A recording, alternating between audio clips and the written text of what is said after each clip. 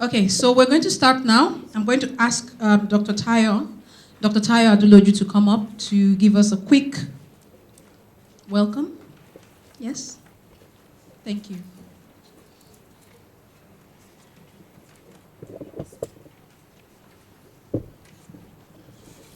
Good morning, distinguished ladies and gentlemen. Good morning. Mr. Vice Chairman of the Nigerian Economic Summit Group, Mr. Neil Yusuf, Chief Executive Officer of the Nigerian Economic Summit Group, Mr. Lawi Jayola, our distinguished panelists, ladies and gentlemen, you're welcome to what is going to be an interactive session to discuss the application of the overall science to public programs, public policy, markets, industry, and to explore this approach that enables us to understand you leveraging a holistic perspective to assessing deficiencies in economic, social, cultural dimensions of problems that we face today, and to be able to then deliver innovative solutions to address relevant issues in our climate. Behavioral science utilizes empirical research, and it allows us to delve into the decision-making processes of human beings and how it affects how we respond to everything: policy, programs, markets, industry, environment.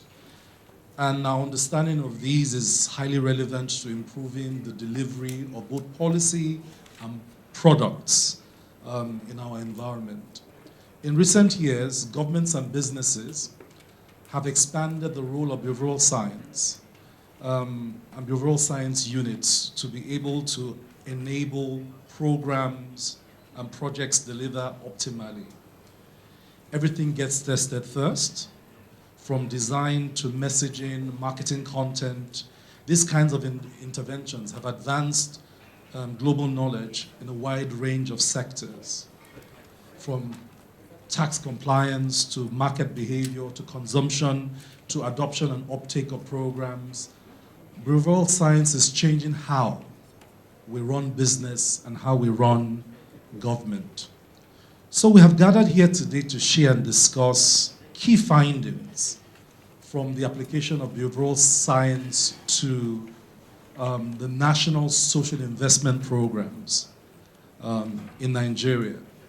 So the Nigerian Policy Innovation Unit was established to support Nigerians' public sector by lending technical expertise in behavioral science, research, and policy innovation, and driving embedded capacity to enhance our country's ability to respond to problems, but also to design innovative approaches to fix issues. A big part of this program has been to provide nudges to increase scale for the program. So the PIU is structured and represented by some key institutions: Accenture, the Nigerian Economic Summit Group, and the Busara Center for Behavioral Economics. And these three institutions have come together to drive specific capacities. Accenture provides the broad technical and program management support that has driven the PIU over the last 2 years. The NSG, of course, hosts the PIU and applies its knowledge of the Nigerian economy and experience in supporting evidence-based policy. And the Busara Center for Behavioral Economics have provided the deep behavioral science expertise and talent to establish the PIU technical capability to support Nigeria. Consequently, the federal government of Nigeria pioneered the use of behavioral science and has applied it specifically to the national social investment programs. So between 2017 and 2019, the PIU has conducted a range of tests, and many of the members of the NSIP program are here today. And the support we have gotten from the National Social Investment Programs has simply been overwhelming. So we would like to especially acknowledge the rigor and technical capacity that our PIU partners, Accenture, Busara, have demonstrated in the interventions that we'll headline and discuss today. We want to acknowledge those that provided the resources and support, the Rockefeller Philanthropic Advisors and the Bill and Melinda Gates Foundation, and also the NSIP owners, Bank of Industry, Empower, homegrown school feeding, conditional cash transfer programs that have really been the willing partners. They have been open, they have been cooperative, they've been engaging, and they have been supportive of applying a new type of science to how we do the business of delivering value to our people. So we sincerely hope that this will be a time to interact. And what we will do here is we'll listen, learn, relearn, share, challenge the application of these concepts. Our hope is that all of us, private sector, public sector, civil society, will leave with a greater appreciation of behavioral science and its application, and a willingness to test it in our different institutions, in our different programs, our different projects, and in our different opportunities. This capability is embedded going forward in a permanent PIU at the NESG, and our partners, the Busara Center, have also set up an in-country operation. And therefore, the capacity to deliver at scale and to grow the scale of the application of behavioral science in Nigeria will only keep growing. So once again, my job is to welcome you on behalf of the Nigerian Economic Summit Group and the Nigerian Policy Innovation Unit to what promises to be an insightful learning experience. So stay engaged and have fun. Welcome, everybody. Thank you very much, Dr. Tayo. So let's begin the test by testing you all. What do you know about policy innovation? What do you know about behavioral science? So I'm going to have to ask you all to take a quick survey. With the survey, we're going to kind of measure your understanding now, and then we'll repeat it after you have engaged with a lot of the data and a lot of the evidence that will be given to you today. Please, can I have, yes, please. Can you follow these instructions? First, go to NESG website / our PIU page.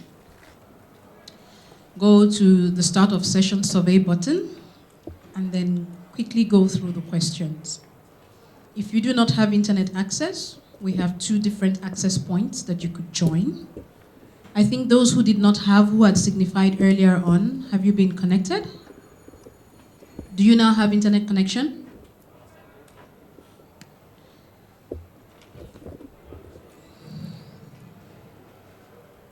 So we'll spend just about 10 minutes on this, and then we'll go to the crux. Is there anybody that has problems connecting? Let's know so that we can sort you out. Good morning, everyone. My name is Adama Abalinam. I'm an engagement director at Busara Center for Behavioral Economics. I started in Busara in November 2018. I was working out of the Nairobi office, and I just moved to the Lagos office in early June. So this event is really good for me as well. It gives me an opportunity to see what my colleagues have been up to.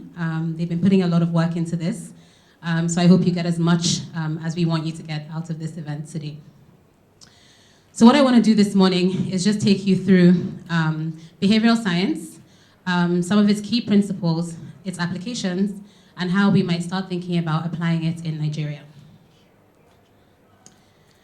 So every single one of us in this room, at some point this morning, has probably wondered why someone did what they did.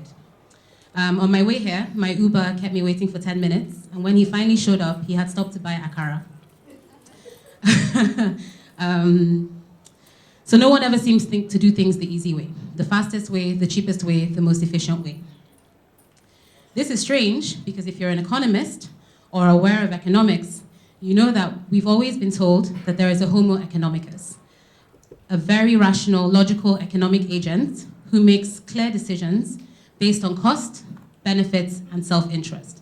Nothing else is relevant, nothing else affects their ability to achieve the outcomes that they want. This agent moves logically from desire to outcome. They want something, and all things being equal, they do everything necessary to get that thing. So he eats very well, he exercises regularly, and he saves. He saves in the short term, and he also saves for his future, for example, post-retirement. And his decisions maximize success, right? So how do we typically define success? You get married, you have a family, you buy a big house. There's no car in the picture, but I think it's probably in the background. And if you do everything really, really well, sometimes you can be extremely successful, right? These are the things we aspire to. These are the things we teach our children to aspire to. But we all know a more familiar story, and this is a story that behavioral science tries to tell. We all try to eat healthy. Every single day, most people probably make some kind of commitment to eating more healthily, but by the end of the day, you've probably succumbed to something fried or sweet. Similarly with exercise, you wake up every morning with plans to go to the gym, and for whatever reason, you don't make it. And finally, we intend to save, but there's usually something that you just have to have that stops you from making the investment. So the journey from intention to action exists, but it's rarely a straight line, right? So just a few examples, moving from intention to action. Let's take exercise. You want to exercise, you set a plan. Let's make it realistic. I'm going to do it 3 times a week, right? But every morning, 6 a.m., your alarm goes off. You think, let me just stay in bed. I'll exercise after work. But by the time work finishes, you have a slight headache. Your ankle kind of hurts. Maybe you'll do it tomorrow. And tomorrow, you do the same thing. Let's say you finally make it to the gym. You start exercising. So you're moving from action to outcome. You go to the gym 2 or 3 times. You find that you're not really losing weight as fast as you thought you would. Those muscles aren't really developing. So you stop going. And having started the action, you fail to proceed to outcomes. So we're all irrational. We're not Homo Economicus. We are Homo Irrationalis. And the reason for this is very simple. There are 2 systems operating in your brain at any given point in time. System 1 is your reacting brain. It's the thing that helps you to do easy tasks that you don't want to devote too much time to. It's unconscious, it's automatic, doesn't require any effort, but by virtue of that, is very, very vulnerable to errors and biases. System 2 is your conscious and deliberate brain. It stops, it slows you down, it applies effort to the task at hand, and for that reason, it tends to be very logical and very skeptical of the information presented to you. So you use System 1 after the age of 5 for very simple routine tasks like 2 times 2, right? That requires no thought on your part. Once you reach driving age, after a certain point, driving in a straight line is a System 1 task. You don't have to think about it.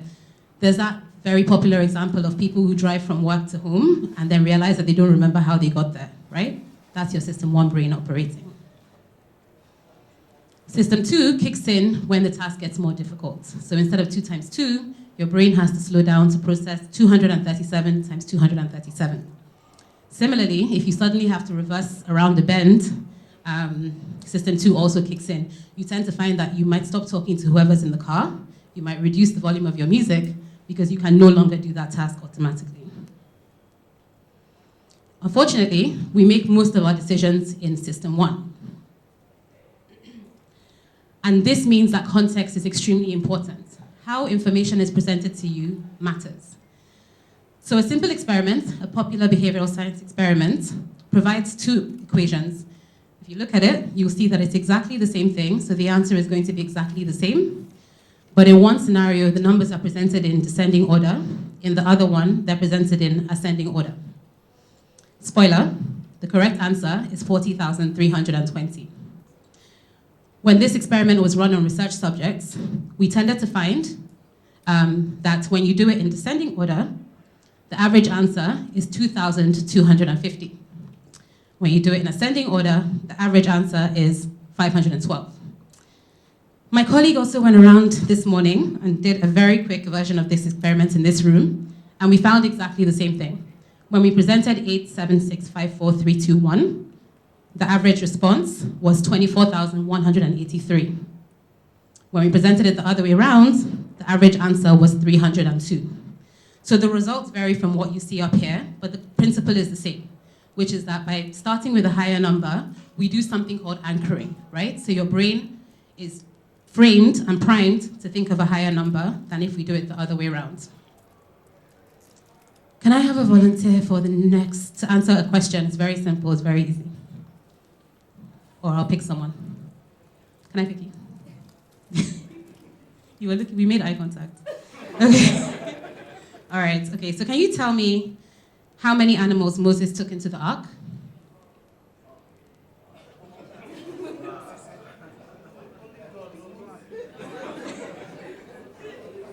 Okay, can someone else tell me? Someone help him out. I'm going to pick somebody else. Why? Who was it? Excellent. Okay.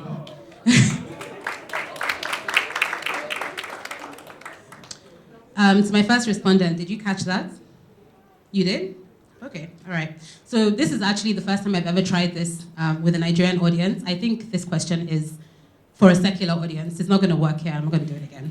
But I'll try to explain to you what was going on there, right? So we presented enough things to you that your system one should have been activated. You shouldn't have had to think about the question, right? You see the picture of the ark, you hear animals, you hear the word ark, you totally skip over the fact that I said Moses, not Noah, unless you're a church-going audience. Right, and so the point of that exercise is that we can usually predict what mistakes people are going to make. Traditional economics tells us that when people make mistakes, they're random, they cancel each other out, and we should see generally over time that people behave very rationally. They don't. So a few examples. Let's take risk and updating information, right? And let's take air travel. No matter how many statistics we hear that tell us that air travel is safer than road travel, most of us in this room are more comfortable getting in our cars and going somewhere than we are getting on a flight, right? And no matter how many times those statistics are updated and shared with you, you will continue to feel the same way. So you drive on a rainy road, it's slippery, there's potholes, you're never gonna feel as unsafe as when your plane hits turbulence, right? Despite the fact that statistically, that's incorrect. Another example of an influence on how we behave is social networks, right? So no matter how much you understand an activity to be beneficial for yourself, if no one around you is doing it, it's very, very hard to do that thing and to keep doing it. A really good example, a popular experiment that's been repeated multiple times, is you take research subjects, you put them in a room, and you ask them an easy to medium question, right? Something that that person should be able to answer. You also put other people in the room whose purpose is to give the wrong answer. These people tend to be people that the research subjects find impressive. They might be attractive, they might be wealthy, they might be really intelligent, but they're in that room to give the wrong answer. And the minute they give the wrong answer, research subjects suddenly are unwilling to tell you the right answer. So even though sometimes in experiments, you offer people incentives for getting the right answer, because someone in the room that they respect is giving the wrong answer, suddenly they're unwilling to step out of the crowd and tell the truth. And then another interesting one is identity. So sometimes in marketing and other kinds of activity, you want people to do a given behavior, right? So you can appeal, let's say savings or retirement. You can appeal to people as a man or as a woman or as a professional, but also you might think, what is more likely to make people to save? So for instance, I'm worried about my children's future, right? So rather than appealing to you as a man or as a woman, I might be more effective if I appeal to you as a mother or as a father. And those are some of the experiments that my colleague Nanna will take you through later today. And so there are a few other interesting examples. I won't go through all of them. Anchoring, we already did with the experiment earlier. But I'm sure many of us have had that experience as well, where you go to a shop to buy one thing, and then you see that something is on sale. You see the original price, you see the new price, and suddenly, despite the fact that it wasn't on your list, you have to have it. Like, it's essential, right? We have the bandwagon effect. So the bandwagon effect, I've already talked about social networks, our tendency to respond to what others around us are doing. Even very intelligent people who have made a lot of money succumb to this as well.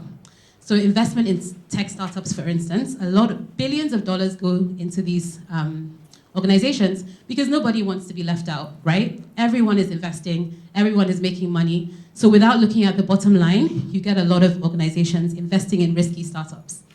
A really great example of this is Elizabeth Holmes. If nobody has heard of it, I recommend you look her up. And then last one here, the default effect. So one of the most famous applications of behavioral science is organ donation, right? So in a lot of countries, what tends to happen is that you're filling out a form, let's say your driving license form, your passport form, and one of the questions is, do you want to donate your organs after you pass away? What they tend to find is that people aren't ticking that box, right? No one is ticking yes. But if you survey people in other contexts, most people would be willing to give away their organs. So they did something very simple. Rather than asking people to opt into the system on the form, they changed it so that the form asked you if you would like to opt out. And then suddenly, the number of people who were willing to donate started to match what people were saying in surveys. So I hope I've demonstrated that a lot of this can be really relevant for product and program design. And this is something that the private sector already knows. So I've given a few examples here. Uber and Netflix have released some very interesting material on how they apply behavioral science, sometimes for good, sometimes for bad. Some big telecoms organizations, MTN, but especially Safaricom in Kenya, and then a few Kenyan banks that we've worked with in applying these concepts. So an example, if you're in the cinema, and you're given a large bucket of popcorn, guaranteed you're gonna finish it, right? I don't think anyone has ever not finished their popcorn in the cinema. If you're me, you finish it before the film starts. But let's say I give you the exact same amount of popcorn in 4 containers. What I've done there is introduce 3 decision points. Every time you finish a bucket of popcorn, you have to make a decision to have the next one. And what we tend to find is that people are less likely to have as much popcorn as they would have if they were just given 1 big bucket. Can anyone think of an example of decision points and how they're taken away from us? I've already named the organization.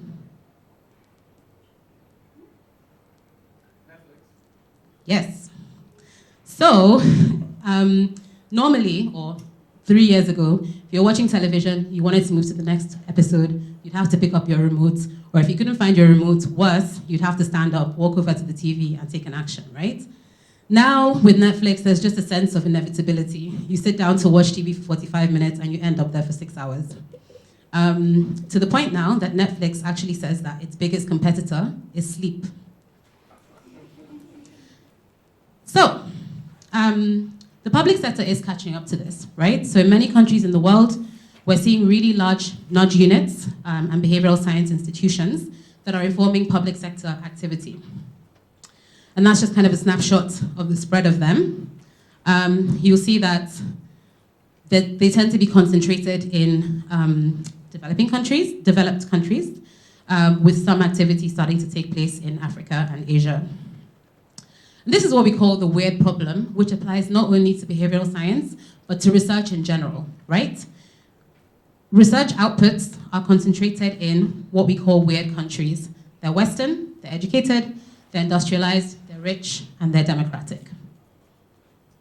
And this is just another example of the point. This is the world map if we scale it according to population. And this is the world map if we scale it according to published research, right? So you see that Africa and Asia suddenly shrink, and that the amount of information coming out of those continents is completely disproportionate to their populations. And that's what Basara is trying to change. So across Africa, Asia, and increasingly Latin America, we're doing a lot of work with businesses, governments, nonprofits, and foundations to try and increase the information that exists on some of the people that we're trying to work with. And here's the fun fact. You are more likely to get a divorce than you are to switch banks. What does that mean? It means that banks have very little incentive to change their behavior, to improve their products, to reduce their prices, right?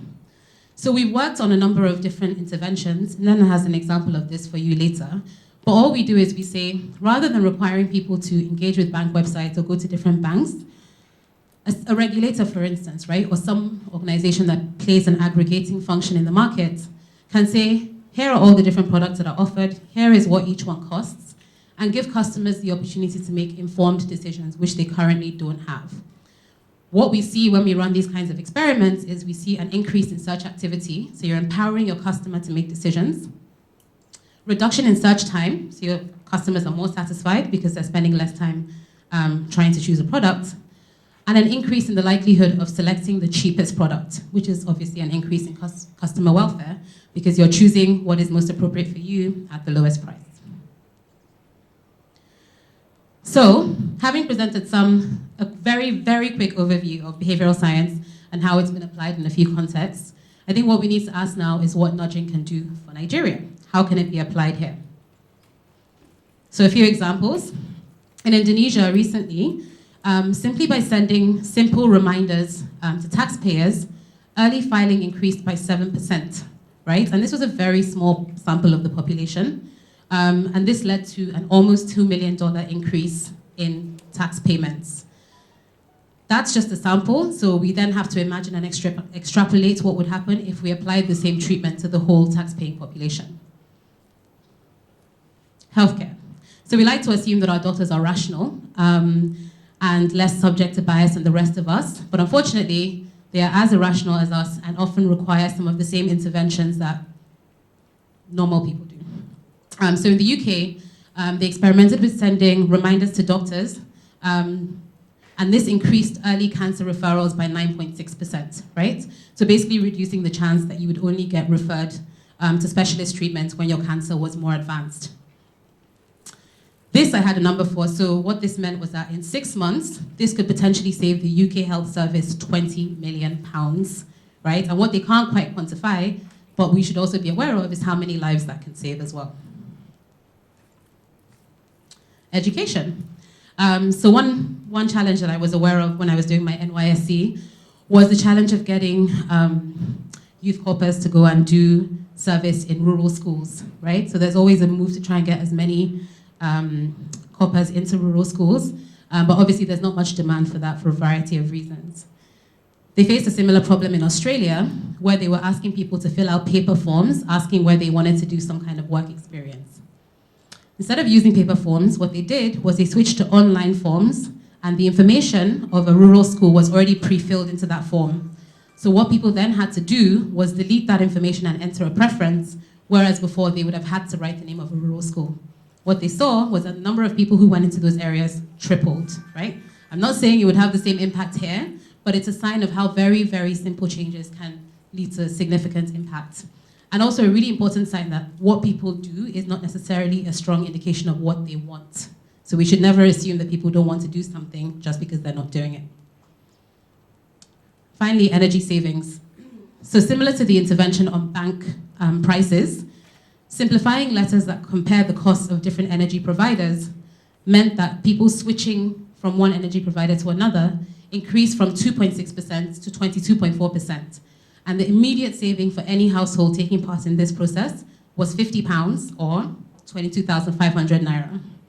So these, again, can have impact at a household level. And I think the main point of this slide is that with 200 million people, the Nigerian population, very, very small changes in the environment, very, very small changes in impact can really have a significant effect. Thank you.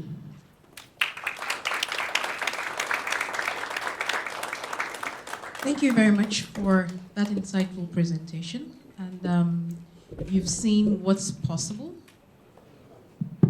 Good afternoon, everyone. Okay. My name is Nena Okoye. I also work at Busara Center for Behavioral Economics. And I'll just be taking you through some of the things that we did with the Nigeria Social Investment Office and the programs that they manage. So I'll just talk about the objectives of the PIU, then I'll tell you about the interventions that we ran for the programs and what we saw. And after that, I'll also tell you about an exercise that we conducted in the first quarter of this year, which was the impact evaluation of these 4 programs. So like Dr. Tayo mentioned earlier, we have a consortium that's working with the NSIO, and what we're really doing with them is to implement behavioral interventions, which we call nudges, to improve the delivery and uptake of these programs. And beyond just implementing these interventions, we also test them to see what works and what doesn't work. And our goal at the end of the day is to recommend the things that were most successful and scalable to be replicated at a national level. So just to quickly, Adam has talked so much about behavioral science, but just to give a little bit of context about the things that we took into consideration in designing our interventions. First of all, memory. As a human being, you're dealing with so many things. Perhaps you have some problem at work, some problem at home, your child is sick. There's just so much that you're thinking about, and that could lead to what we call cognitive overload, which would then sometimes compromise your decision-making capabilities. Sometimes you do things because other people are doing it. Adama talked about bandwagon effect. So we see that at play a lot.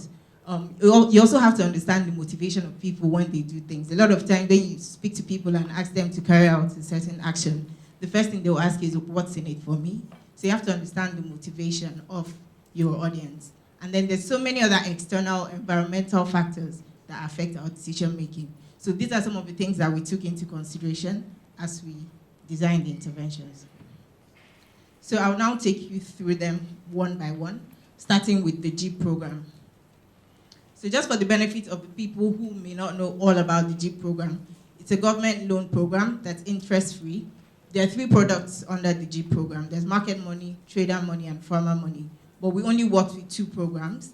The loans range from 10,000 to 100,000.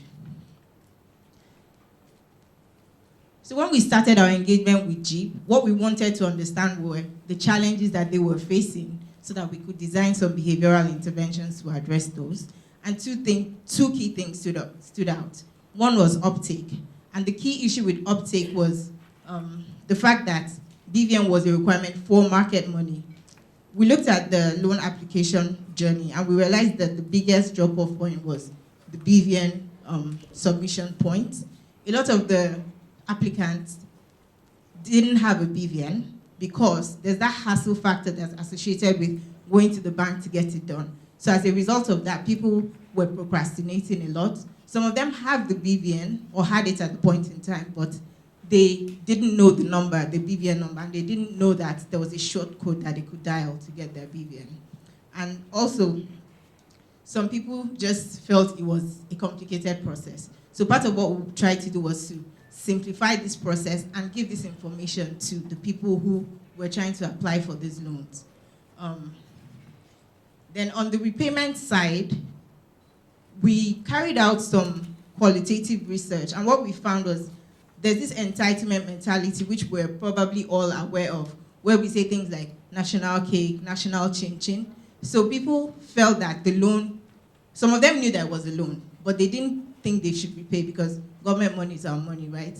Some of them had started to repay, but when they saw that people around them were not being punished for non-repayment, they stopped to pay.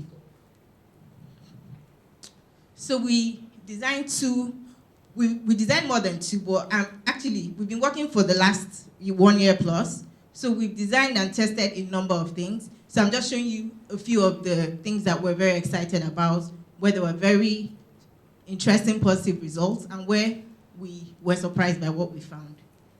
So we designed 2 things. One was a basic reminder, and the other one was some way to categorize people based on their loan behavior. So for basic reminder, there's been a lot of study that shows that nudges, basic reminders work.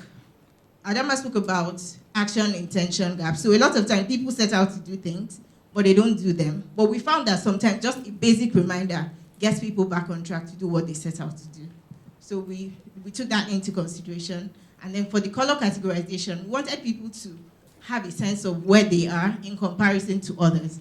And we thought about using something that people are very familiar with. So we thought of traffic lights, green, yellow, and red.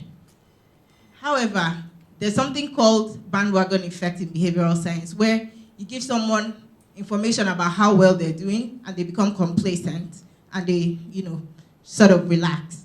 So we didn't want to do that, and that's why we did yellow, and we thought it would be nice to have something between yellow and red, and then the black one, which is where you don't want to be. So I'll just explain each of them in a little bit of detail and show you what the results were. So for the reminder SMS, we selected a group of beneficiaries of this program, and we designed a basic reminder, which is the first one. It just says to apply for the market money loan, get your BVN either by going to the bank or dialing the short code if you already have it. And then we created variations of this same message. The first one is the urgency frame message. And the only difference between that message and the reminder is this one is time bound. So it says, dial *560# today. So it tells you that you have to take action today. The next one is loss framing. And if you see the highlighted text there, it says, don't lose your chance. And what we're trying to do here is to pull a behavioral lever, which we call loss framing. So people typically don't want to, like, there's this study that says the pain you feel when you lose something is more than the gain when you find something. Obviously, this isn't always the case, but more often than not, we feel when you lose, say, 1,000 naira, you feel that pain compared to when you find 1,000 naira. Although for me, sometimes when I find a random 500 naira note in my pocket, I feel like I've won the lottery. So it's not always the case, but that's the general idea. And then we thought about incentivizing people.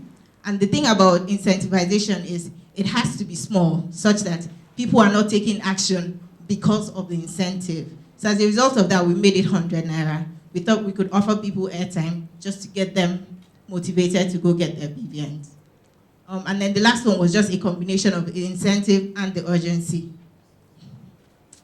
And we maintained a group that we call the control group. So when we run these experiments, we always have a control group that doesn't receive the intervention, such that at the end of the period, we're able to compare what we rolled out against the people who didn't receive any of those interventions. Okay, so I want to explain the color categorization before I show the results. Like I said, we did yellow, orange, and red. And before we rolled out, we sent a message to all the people who were chosen to be in our sample group, just explaining how we came about those colors and letting them know that more messages were coming. And then about a week after the notification message, we started to send the color-specific ones. And the messages were more or less the same. You would only get a message to say, your color is, say, yellow, and this is how much you owe at the moment, pay X amount by so-so date to avoid moving to the next category. And then there was a threat there, which is that your BVN could be blocked if you continue to default. So what we saw was that for the basic reminder intervention, in comparison to the control group, there was a 30% response rate, right? And apart from that, we saw that the urgency framed message was the most effective. They all worked when compared to the control group, that people who didn't receive anything, but the one that said, go get your BVN today, had the highest impact. And it was also very interesting that we didn't see, we thought when we were rolling out the intervention that the incentive would work, because people always like a woof, but it wasn't as successful as the urgency framed message. For the color categorization, we found among the group of people that received those SMSs that the orange group recorded a 55.6% increase in repayment rate, and we're really interested in this. So I'm going to spend about a minute to talk a bit more about this particular intervention. But one thing that we felt that was that it has to do with, there's something about the color red. Everybody knows that red signals danger. Red isn't something you really want to be associated with. So it's possible that people who were in orange just didn't want to become red. So our takeaway from this is it's good to give people information, but you also need to give them information at the right time so that they can take the right action. So somebody who is yellow, if I tell him or her that you're yellow, they think, oh yeah, I still have time. Red is still a couple of weeks away. But somebody who is in orange doesn't want to become red. And then somebody who is red feels that I'm too far gone, I can't really redeem myself. And then somebody who is black will probably say, look, he that is down needs fear no fall. So that was what we saw. On the right side, you will see that we looked at the payment amount, and there was that, the trend was quite consistent in the sense that the amounts that people were paying back were varied across all the groups, but the orange group had the highest repayment amount on an average throughout the course of the intervention. And then, like I'd already explained, the response rate was the highest among the orange people. Okay, so moving on to trader money. Trader money is the loan product that has a smaller amount. So it starts from 10,000, and the requirements are a bit more flexible or relaxed, I should say, in comparison with market money that requires a BVN. So to apply for trader money, all you need to do is be a petty trader and you operate within a market cluster. No BVN required. The idea is you start with 10,000. When you repay that, you get a higher loan amount, 15, and you progress till you get to 50, and then you're graduated into the market money loan product. So again, the problem here was uptake. We were told that some beneficiaries had these loans disbursed to them, but they hadn't gone to cash out. The way this works is you apply for the loan. Once you're approved, the money is disbursed through a mobile money agent, and a mobile money wallet is created for you. So you need to go either to an agent or to a bank to cash that out. But this information wasn't very clear to some of these beneficiaries, and as a result, we had situations where loans had been disbursed, but people hadn't just cashed out. So we thought of ways to get this information in a simple way across to them. Then we did one other thing. We also spoke to some potential beneficiaries of this loan, and what they said to us is 10,000 is too small for me to grow my business. And we thought about how to show them the big picture of the journey. You start from 10,000 and progress up to 100,000 to see if that would increase the uptake. Okay, so just to explain the interventions, this one for the cash out, we did two things. One was the endowment effect. In behavioral science, there's something we call the endowment effect, and it just means that we as human beings tend to place a higher value on something once we own it, irrespective of the market value. There have been a lot of studies again here, and there was one where they asked a bunch of people in the US to indicate how much they felt a mug was worth. And among the people who were asked this question, the average amount was about $2. And then when some of them were then given the mug, and some weeks later they were asked to estimate the value of the same mug, a lot of them said $7 to $8. So that's just to emphasize the point I'm making about how we place a value on something once we own it. So we wanted to frame this message in a way that makes people feel that the money is theirs. So if you look at the message, you see somewhere where we said it's yours to collect. So we let them know it's been approved and it's theirs. And then the second one was just process effect, where you give very clear and simple instructions for people to then take action. So this said, you don't need a bank account. Just get a text, go to your bank or to your agent, and you cash out. Very simple. And then for the posters, like we said, just to show that journey, how you start from being a petty trader to owning a small kiosk, and then progressing to a medium-sized kiosk, and then being an actual shop owner. And then we rolled this out in Computer Village because that's the place where there's a lot of economic activity.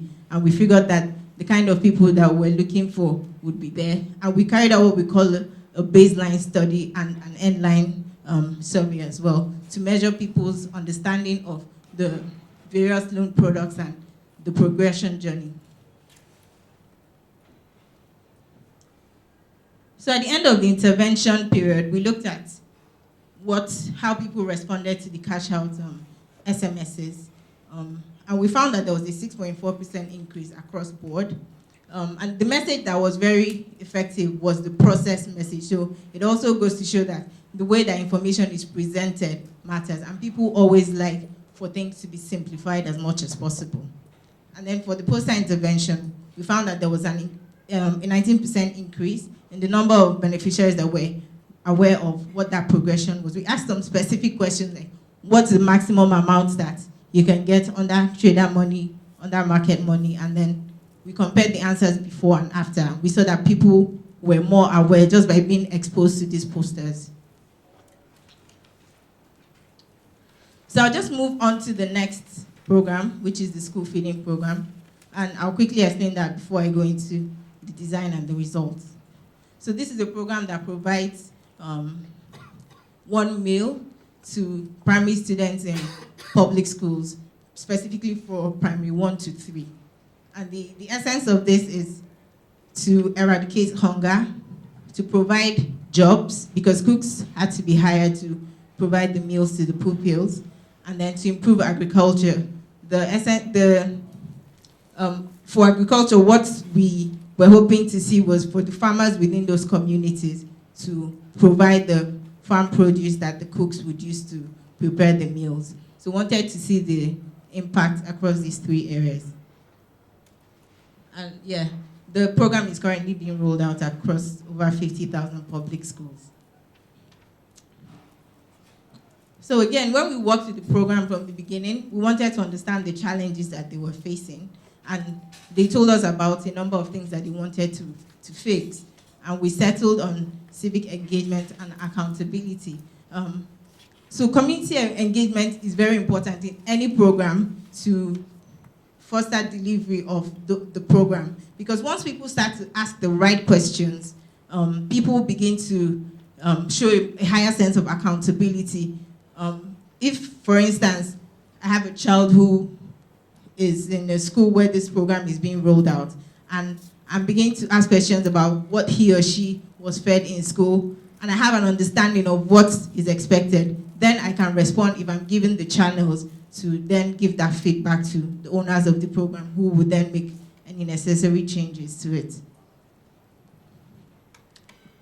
Yeah, so we designed 2 interventions, one to address engagement at the school level, and the other one to address engagement at the household level. And then we layered this contact center over it just for us to receive feedback from these 2 channels. So I'll just explain them one after the other. So what we did was, the cooks wear aprons, well, not all, but some of them, and we figured that that would be a good tool to leverage for our intervention. So we created specific aprons with messages on them. We rolled this out in Mina, Niger State, and we rolled it out in Hausa because based on our interactions with the cooks, we understood that a lot of them don't read and write English very well. So we have the inscription in Hausa on the apron, but the English translation simply says that I'm an AGSF cook. It's my responsibility and that of the teacher to ensure that cooks arrive on time, adhere to the cooking menu, provide meals of the right quality and quantity. And then we gave this to the cooks to wear for a period, and we monitored the results from that, and I'll be sharing them shortly. And here we just have a picture of the cooks when we went out in the field and gave this to them to wear. The second one was the parent-pupil diary. Like I said, we wanted to get information about how the parents were engaging with the program through their children. And we gave the children these diaries, which they had to fill out every day after school with their parents or guardians. So they would write out what they ate for the day and try to draw it and indicate if the food was good or not. You see a smiley face and a frowning face. Then you see 2 bowls that indicate whether the food was a little or a lot. And then we threw in something to just increase the value of those diaries to the children. We put in a multiplication table at the bottom, because this program is for people in primary 1 to 3, and we figured that this is something that they will find relevant. Again, just pictures from the field when the diaries were handed out to the children. Okay, so for the apron, we found that there was a slight improvement. I say slight because the results that we got here were not statistically significant. However, we saw that some teachers they told us that they began to understand their responsibilities. Before then, surprisingly, some of them didn't know that the program was only meant for children in primary 1 to 3. Some of them thought that it was for all primary school students. Some of them didn't know the exact time that the cooks were supposed to arrive with the food. And it was very important for cooks to come at a certain time so that they don't disrupt the schedule of the activities for the day. And then there was also the fact that cooks have to adhere to a cooking menu. The program actually defines the menu for what the cooks should serve every day. But in a lot of schools, we found that the teachers were not even aware, and as a result, they couldn't work with the cooks to ensure that this was done. So we saw a lot of improvement in the teachers' knowledge of what they were supposed to be doing. Then for the parent-pupil diary, we also saw that parents were then beginning to engage with the cooks, partly because they're all in the same community, and because there was a phone number that was on the diary as well as the apron. So calls were coming in to the call center. Again, I say suggestive effects here because the number of calls that we received were not as much as we would have liked. We got about maybe 50 calls in total. So we would have liked to get more feedback from the communities where we rolled this out. It was just one state. However, we expected more calls to come in. But the calls that came in gave us very good feedback. For instance, we had parents calling in to say that their children said the teachers were eating their food. We had parents calling in to say that the food was very small. So we got some feedback, which is what exactly we set out to get with these interventions. We also had parents calling in to express their appreciation, which is also good. And then we had some cooks calling in to clarify certain things about how they should use the funds that were being disbursed to them. And lastly, we had parents who were calling to ask about how to fill out the diary with their children. So we got good information, just not as much as we wanted. Okay, so the third program that we worked with was the conditional cash transfer. And this is a program that gives 10,000 naira per month to poor and vulnerable households in some communities across about 20-something states. It's a 2-year program, and the aim of the program is to help these beneficiaries to come out of the poverty trap by identifying income-generating activities that they can engage in, and also encouraging them to save more towards being self-sustaining. And it primarily focuses on women. So this program, we looked at the livelihood development as one of the major challenges that we could address from a behavioral angle.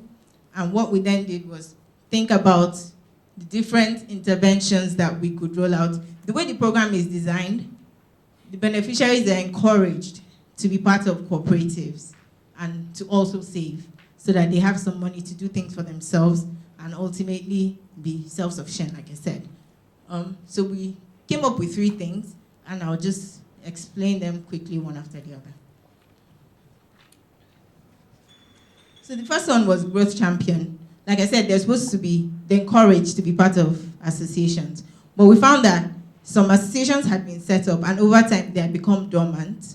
So we designed what we call Growth Champions. And as a Growth Champion, what you're expected to do is revive the cooperatives within your community. So identify people who are no longer active members of cooperatives, encourage them to get active again, and to attend cooperative meetings frequently. And then as a Growth Champion, you have to commit to save consistently throughout the intervention period, at least 90% of the time. And at the end of the day, the reward for being a Growth Champion was a certificate that was signed and presented to them by their cash transfer facilitators. That's the person that acts as the middleman between them and the program. So this was something that, based on our qualitative research, we understood that this is something that they would value. So we came up with that, the certificate and the branded t-shirts. And we had quite a number of them sign up for this and achieve the objectives of being a Growth Champion. And I'll show the numbers. The next thing we did was an intervention we called social relative ranking. Like I said, human beings we're social and we respond to what people around us are doing. So we wanted to create some sense of competition within the community. So we put them into groups, and every week we'd share something like a leaderboard and show how each group is performing. So we'd say Group A saved X amount this week, they're topping the chart. Group B is falling behind. And every week we'll see how the groups were responding and adjusting their positions. And through that process, they were saving more. And then we also saw that these beneficiaries had intentions to save. But again, the action intention gap comes to play. They want to save, but they don't have any mechanism that helps them to actualize that commitment or that intention to save. So we leverage something which we're all very familiar, which is a lockbox. And we had them come into groups and determine within the groups what they wanted to achieve. So you would have a group that sets out to achieve a target of 20,000 naira. You may have another group that sets out to buy a grinding machine at the end of the period. Another group that wanted to buy a bag of corn flour. And a treasurer would then be appointed to track the progress of the commitment to save throughout the period on a weekly basis. So just some pictures from when the boxes were rolled out, the different groups, and the way that it was implemented. So when we rolled this out, we were told by the program that we couldn't touch their money, basically. So we had to devise a means for people to signal that commitment, and we used those vouchers, which you can see at the top right corner. So they would use that voucher to indicate to commit to their savings. And at the end of the intervention period, the amount would be added up and deducted from their disbursement. And we saw that people kept through to their commitments, even though they weren't actually putting down cash. At the end of the day, they still honored the commitments or pledges that they made. So I spoke about how these beneficiaries, I mean, some of us may be familiar with this, but just for the benefit of people who aren't, some of these communities are so far out that to get there, if you see the box at the bottom, there's an Okada that had to be loaded on a canoe to take this box to the beneficiaries where they were located. So in terms of the results, we saw 16% increase for the growth champion. So the people who were beginning to recruit other people to join the cooperatives helped to achieve an increased savings level of 16% in comparison to the group or the beneficiaries who didn't receive these interventions. And then for the social relative ranking, we saw a 10% increase. Commitment device gave us 21% increase. So that's all for CCT. And I'm moving on to the fourth program, not the last, which is the Empower. And it's a program for the young and unemployed graduates. So it's a 2-year program, similar to the CCT in terms of duration. The idea is for this beneficiaries to build employability skills or start up their own businesses at the end of it, before or at the point where the 2-year program ends.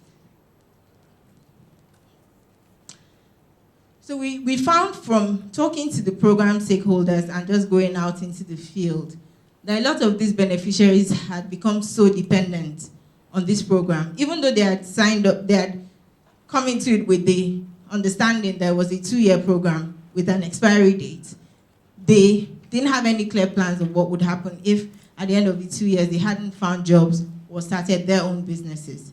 So we were thinking of ways that we could get them to start having that entrepreneurial mindset and to start saving more to, start income generating activities for themselves.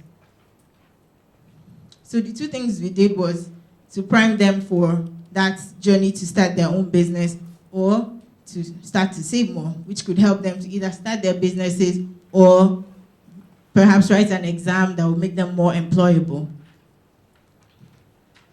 So the first one was the role model identity, where we showed success stories of other beneficiaries. We heard a lot from the beneficiaries that the stipend of 30,000, which they were receiving every month, was too small, and as a result, they couldn't really do anything with it. So this was just to show them that other people like them were doing something with the same amount of money. Again, this is social norming, where you give people information about what other people are doing with the intention of getting them to do better. So we shared this, at the beginning, we'll run a survey just to understand people's current perceptions and understanding of what it takes to run their business. And then at the end of it, after they had been exposed to these different success stories consistently for a number of weeks, we'll then measure to see if people had started to take action to start their own businesses. And then the next thing we did was to give reminders. Like I said, basic reminders work, or based on some of the work that we've done and seen, basic reminders work. So we also wanted to try out a number of things. We didn't want to send just the one message to everyone. So we created variations of the same message. One was negatively framed to say, don't let a future expense ruin your life. Start saving today. And then there's one that was aspirational to say, you can't improve your education and earning power if you don't save. Start saving today. And then there was one that was loss framed to say, don't let the next business opportunity slip away. So we rolled this out, and again, we had a control group of people who didn't receive any message. So the first one was successful. We saw positive results. There was an increase in people's awareness and intentions to start their own businesses.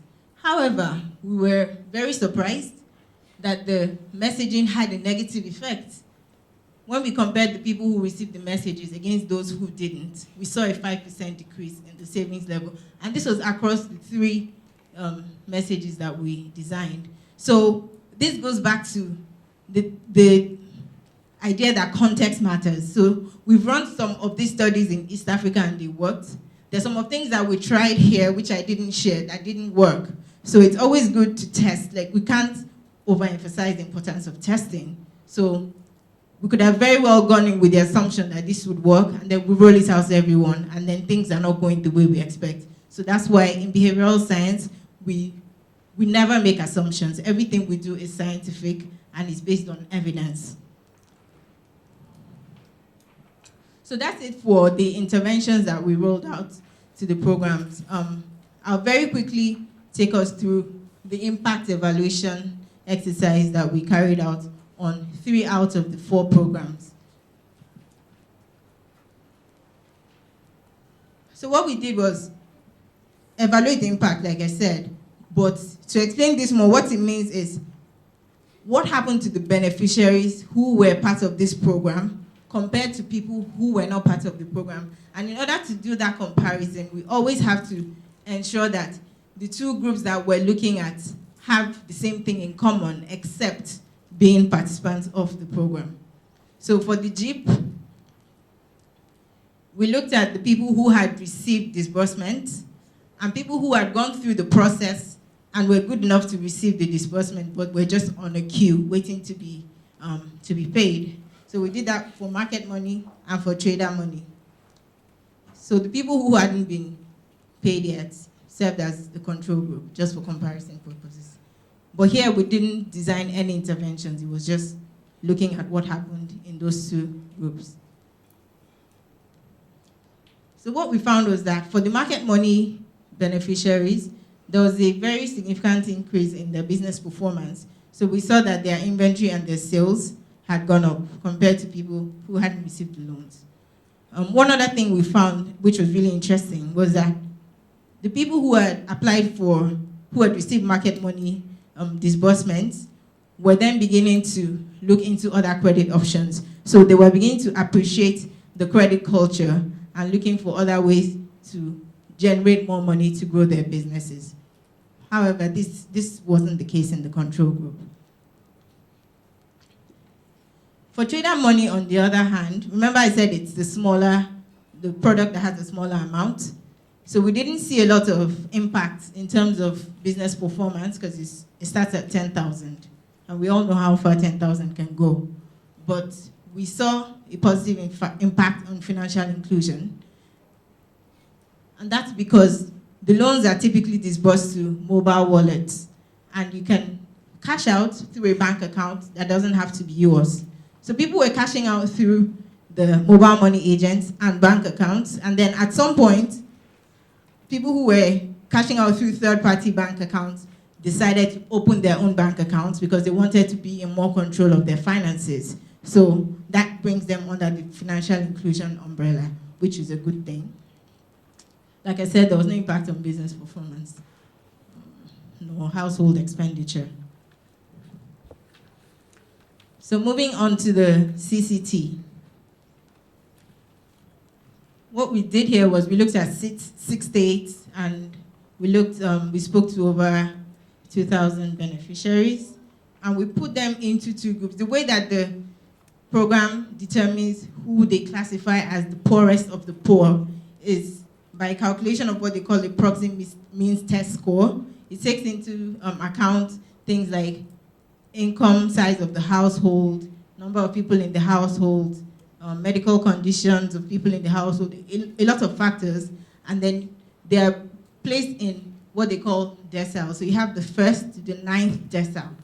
And the 6th decile was the cutoff mark. So anyone who was in 6th and below was eligible to receive the disbursement. So what we did was look at the people in the 7th decile. So this is very similar to, say, cutoff mark in an exam. The cutoff mark would be 75. The person who scores 76 is as good as someone who scored 74. So that was the principle behind us selecting those treatment and control groups. So the idea is people in 6th and 7th decile have pretty much the same thing in common. So the only thing that makes them different is one group would receive the disbursement while the other wouldn't. And what we found was that the beneficiaries who were receiving this disbursement were beginning to spend more on food, which is good.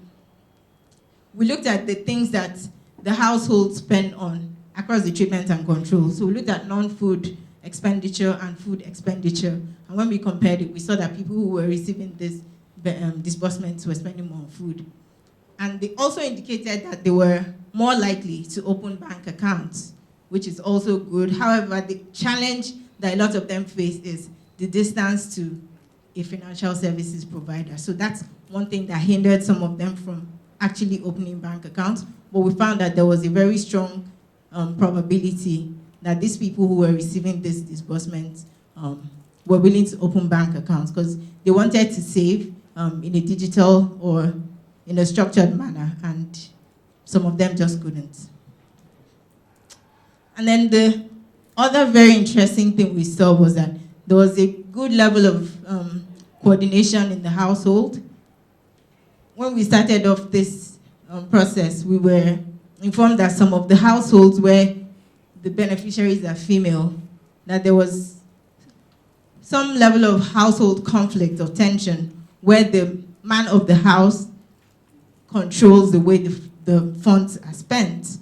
But going out and carrying out our survey, we found out that among the female beneficiaries of this program, that more often than not, they were involved in the decision-making around how the funds were spent, but this was not the case for the people who didn't receive the program. And lastly, for the homegrown school feeding program, we looked at a number of states, and what we did was we looked at the states where, the schools where the program was rolled out and the schools where the program wasn't rolled out. We surveyed teachers. It was a bit challenging because, like we know, data in Nigeria is usually a problem. So we couldn't get some of the information around attendance of the students over the period that the program has been in existence. So we had to rely on self-reported data from the teachers and head teachers and the cooks. But we still saw some positive findings. So for instance, we saw that generally the students' attendance had increased over time, but because this was based on self-reported data, and also because we know that in some cases the students just go to school, once the meals are served and they've eaten, they leave. So we're also running some interventions now to test certain things that will keep the children in school till the end of the day, so that we can determine if what really drives attendance in the schools. And then, like I said, this program aims to create jobs for cooks. So So we found that the cooks who are part of the program are beginning to save more because they have more money. They are now more empowered and they have extra cash to play with. So their savings levels increased over time. So just, like I said, this section was not about anything.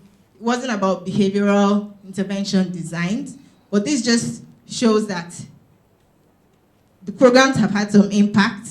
We made some very specific recommendations to the programs, which will then be translated and into policy outcomes that we expect to be implemented. But in doing that, we aim to work with the programs to test because, like I said, testing is really important, and that's the only way that we can really achieve evidence-based policy making in Nigeria. So that's what we aim to do with this impact evaluation. As this, the recommendations which I didn't share are being rolled out, we will aim to test them and in some cases apply some behavioral interventions to see what works and what doesn't. So that's really all I have to share. Thank you.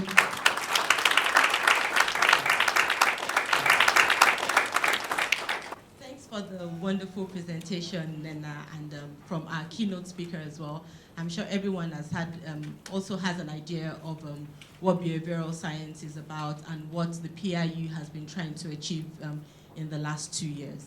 So having that in mind, and also the topic of discussion, which is embedding behavioral intervention design in implementation of social welfare programs.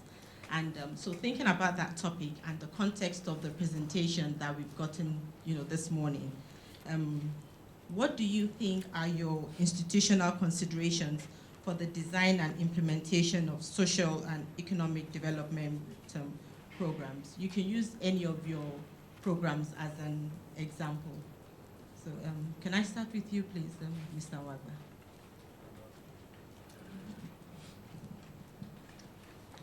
Good afternoon. So when you talk about institutional considerations, I think I just summarize it as what are you trying to achieve? What is it that you have as top of mind? So in the G program, for example, I mean, the poster child or what you see here publicly is, oh, we want to give people credit. But at the back of that is also a desire to have real financial inclusion where you can wean them off funding of the government and put them into more private capital. And so actually we spend quite a lot of time trying to understand why the banks and the traditional lenders don't lend to this demographic. And it has to do with a number of things. But in summary is, we don't understand these people, so we can't lend to them. And it will cost us too much to understand them, so we don't want to try. And it's a very rational thing. I'm not even saying it as a sort of derogatory or spiteful thing. It's more like, it makes sense. So for us is, how do we help to increase the understanding? And then how do we help to give them an identity that can be tracked, a history financial history that can be used to then go and get some further capital. So the institutional consideration for us has always been, how do you build an operation that can enable you to finally profile and understand these targets? And how does behavioral science drive the right behaviors to get you that information? So at the end of the day, we are building a credit profile on each of our beneficiaries with the goal of one day taking them into the formal private financial system and say, okay, now here are they, lend to them like you lend to flour mills or to the SME next door. Thank you. All right, so if I could add to that, I think it's every project is an endeavor that has, or that should have, a start and an end date, and that should have a desired outcome. Now, typically the outcome is a change from your as-is to your to-be, from the current to the future state that the organizer wants. And any change would only happen if there are deliberate efforts and intervention to cause a change in behavior. Why should I take the pain to move from here to there? And the only way, or the best way for you to then cause that behavioral change is if you designed with the recipient or the beneficiary in mind, what people call human-centered designs from a design thinking point of view. And so if you then do that, you're able to understand the profile of the end beneficiary, and the profile then suggests to you what kind of nudges and interventions and prompts would Nsip prefer or would work for Uzoma. And I guess that's what behavioral science is trying to do. And from my point of view, we typically will call it part of change management, which is a professional practice of making change to happen, and that's of changing behaviors and moving people from one point to the other. And for any project, be it technology or anything, without that change management aspect, without that the human-centered thinking and those levers, you're unlikely to get the ultimate benefits from the change. Thank you, Mr. Yusuf. It's good you mentioned human-centered thinking in the designing of programs. I think that's a very important thing. So, Dr. Alaba, I'll throw this question to you. So, for your specific programs that maybe you're running in your institution, what gaps or challenges do you think can be resolved leveraging on behavioral insights and testing? For example, what kind of data or insights do you think the program is lacking that you think if you had this data, it would help the program do better or can be used to influence behavior? Oh, thank you so much. I work with the Policy Development Facility of the PDF. And what we do at the trade work stream is to focus on the underrepresented voices in trade policy making and trade policy process.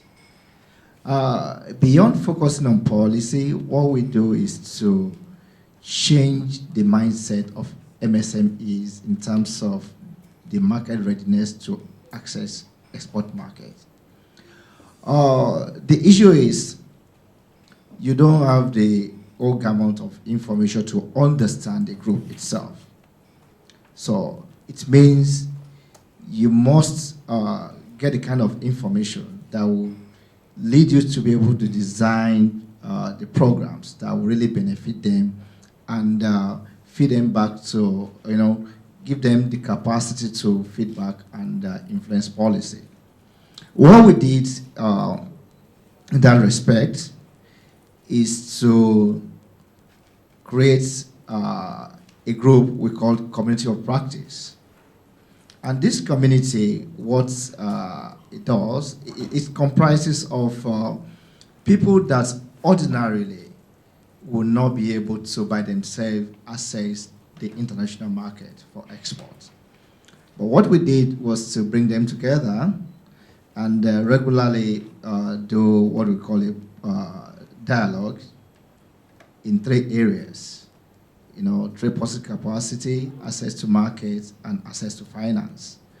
And when you interact with them regularly, you are able to understand peculiar problems that they are faced with, and also be able to link them to the institution of government that can help them.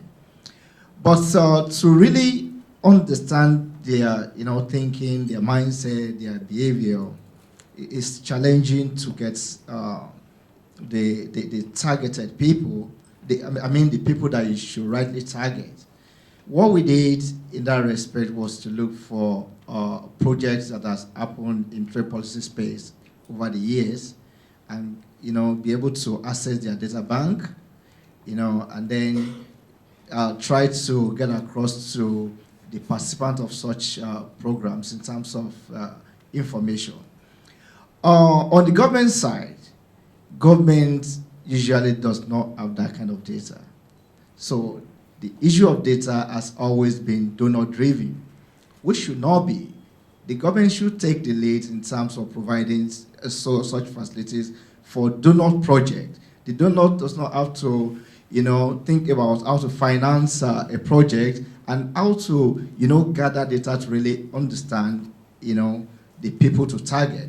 So, in my mind, there should be a new thinking in terms of creating data that will influence programs and government policies which is currently lacking. So in our project, what we do is to, based on the previous project, target people, bring them together, do quick survey. We use Survey Monkey to collect information from them. We create a WhatsApp group to interact and know what they are going through, the characteristics of the things they want. And we've been getting both quantitative and qualitative data in terms of the kind of access to the market of their product. Thank you. All right, thank you so much, sir. Sir, would you like to answer the same question? So for your specific programs, what gaps or challenges do you think can be resolved by leveraging on behavioral insights and testing? Well, as a lecturer, the program, I don't have any specific program, but I can speak to, Sure. provide a general, platform that companies can actually leverage on. I think that it's important for us to know that the behavioral sciences actually, emphasizes the cultural context and also the political context that programs are designed, redesigned if there's need to be, and then implemented and redesigned. The second speaker, rightly said, some things that worked in East Africa, couldn't work in Nigerian situation because there's a mindset. Using the theory of social influence, unfortunately, most Nigerians even, celebrate the Nigerianness of doing the wrong thing. They tell you, we are in Nigeria, and so because institutions are not working, politicians, emphasize their political interests, above the collective interests of the people, the welfare interests of the people. That's a problem. Again, I like to say that PIU is engaging in a very demanding task of trying to undertake studies in this particular context, because normally behavioral scientists, when you apply behavioral sciences to to enforce compliance in the case of tax, retrievals and all, it's easier. You don't get the police people to go and force people to collect loans, of 10,000, 5,000. So actually what you try to do is conformity, trying to see reasons why people should change their behavior positively to even affect their own lives. It's like smokers, you see the advert, smokers are liable to die young. And the person sees it, he reads it, he even sinks it, and yet he goes for the cigarette and pays for it. But it becomes difficult when you have to persuade people to take loans, to get their BVN, even when they know that these things will benefit them. But because of lack of confidence in government, probably because of past projects that they've been involved with, and that they're not working, you see that a thing like an MMM, thrived, although it crashed, but thrived better than these programs that government is trying to ensure that people buy into and do. So I think that institutions need to work better. Like my colleagues here have said, I've seen what they're doing.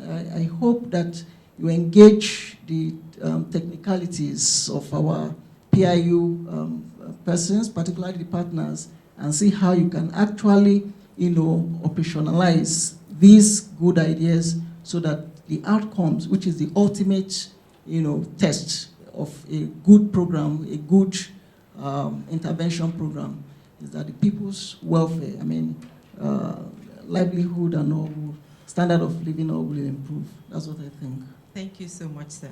It's funny you mentioned MMM thriving better, but we should also note that when it crashed in a big way. Exactly, and it wasn't particularly good to the welfare of the people.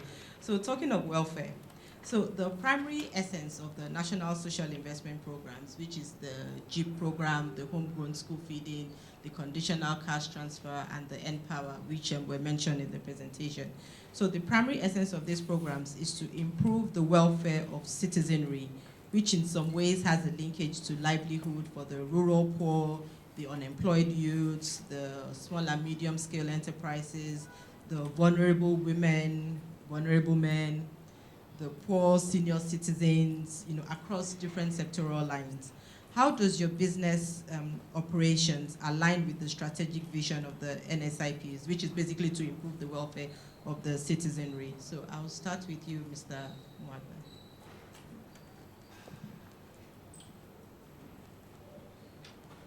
Mwagba. So the welfare of the citizenry at the end of the day is tied just invariably to economic independence, not just from a standpoint of survival, but from a standpoint of just the basic dignity of not having to rely on handouts and communal structures for your daily needs. So the idea is actually to advance economic independence on the lives of the citizenry.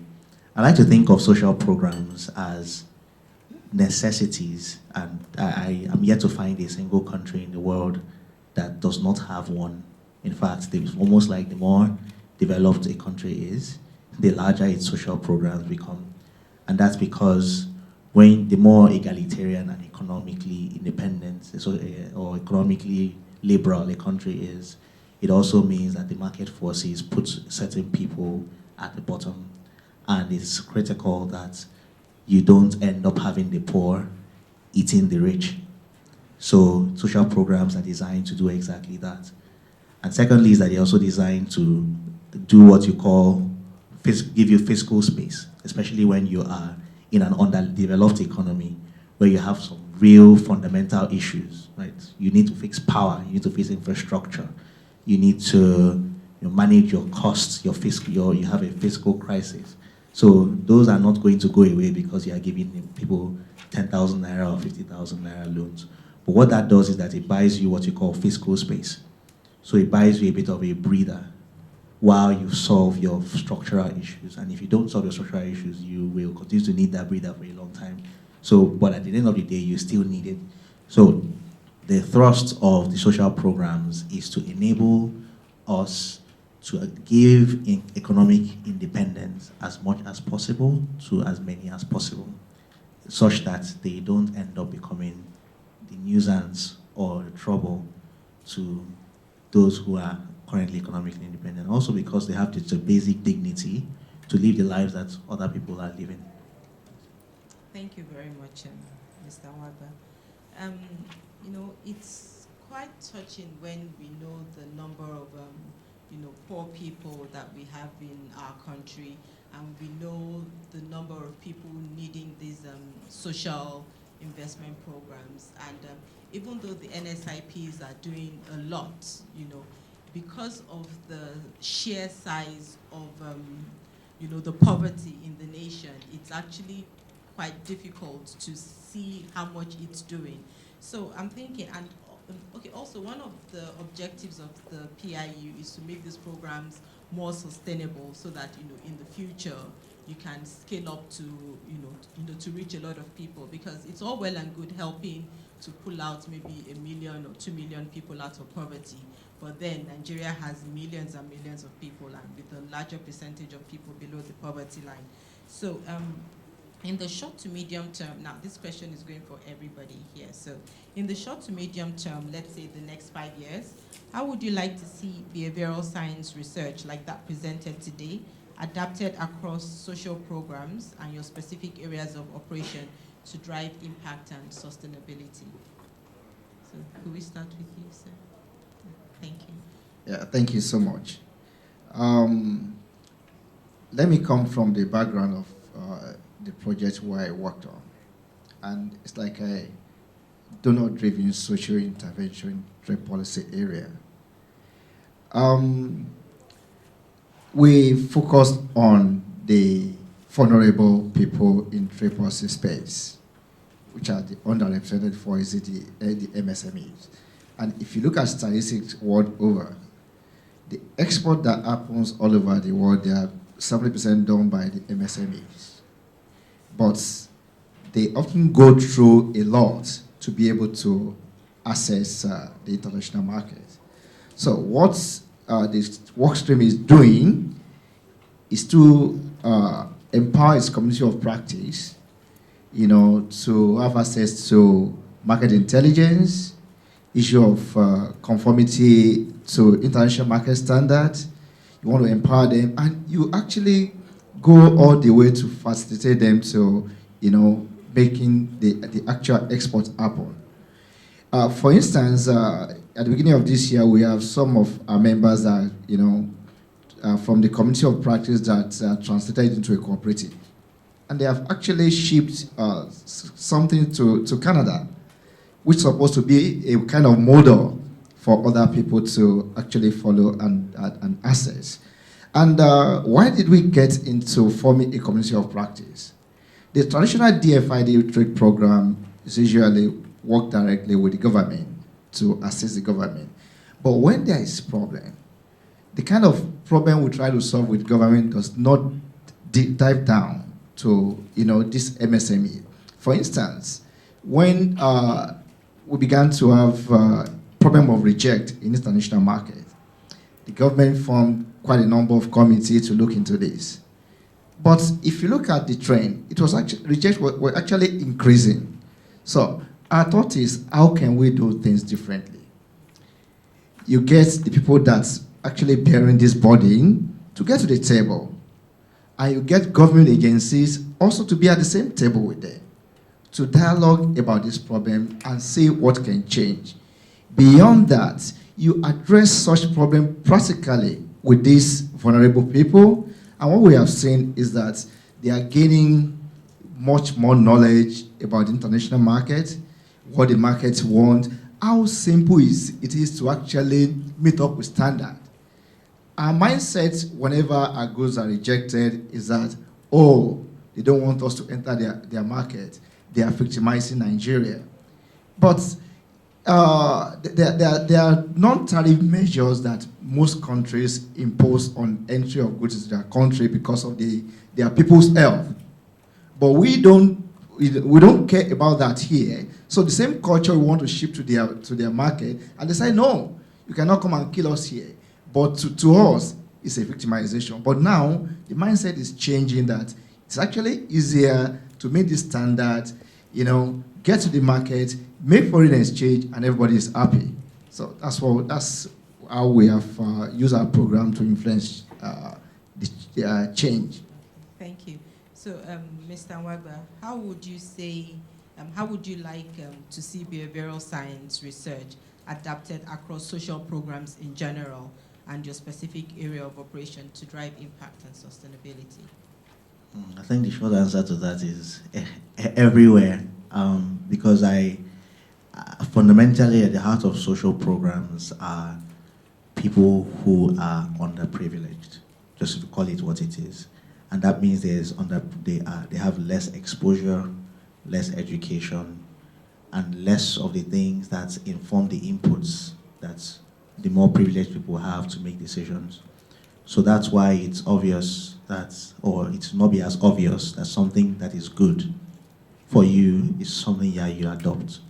So if a government or an NGO or a private entity is trying to implement a social program, you should be more obsessed with how to translate that which is good. Because you can even build something and then there's an additional work to translate it in a way that drives adoption. And even the results that we've seen today show that, and quite frankly, I think that we need to do much more. We need to do much more with understanding our beneficiaries better. We need to do much more with understanding behaviors. We need more with getting to the heart of their incentives, what it is that drive their decisions today, and then how that can enable you to achieve the outcomes you want. I struggled with behavioral science initially because if you strip it down, it almost comes off as manipulative. Until you understand it truly, that even I need behavioral science. That, and in other ways, people who understand my own behavior as well. I've done the heart donor check thing before, and every time I try to get a driver's license, when I used to live in DC, I would never check it because I just have this image of somebody cutting up my chest and taking up my heart, like it matters to me at all at that point. Yeah, my beautiful heart that I spent all my life not nurturing. But then the moment that I had to uncheck, I don't care. It's who knows what happens to it anyway. So I think the same way that we need it everywhere. We need it even in the design. I think even where we need more behavioral science is another critical stakeholder, which is the government. Even though I wear the hat as a representative of the government, I come in very much from the private sector. And I think one of the challenges that we've struggled with, those of us who are quote-unquote technocrats, is understanding the incentives of the politicians. And it is important. You can't sit down here and be cursing at the National Assembly and cursing at the president, cursing at whoever you want to curse at. At the end of the day, they are the people who are the government, they were elected. So what are their incentives? What drives their behavior? What do they care about? So for example, if we really took behavioral science seriously, then I understand if a government official, and I'm not suggesting by any means that anybody is this person, cares about their popularity. They want to be popular, they want to be loved, they want to be known.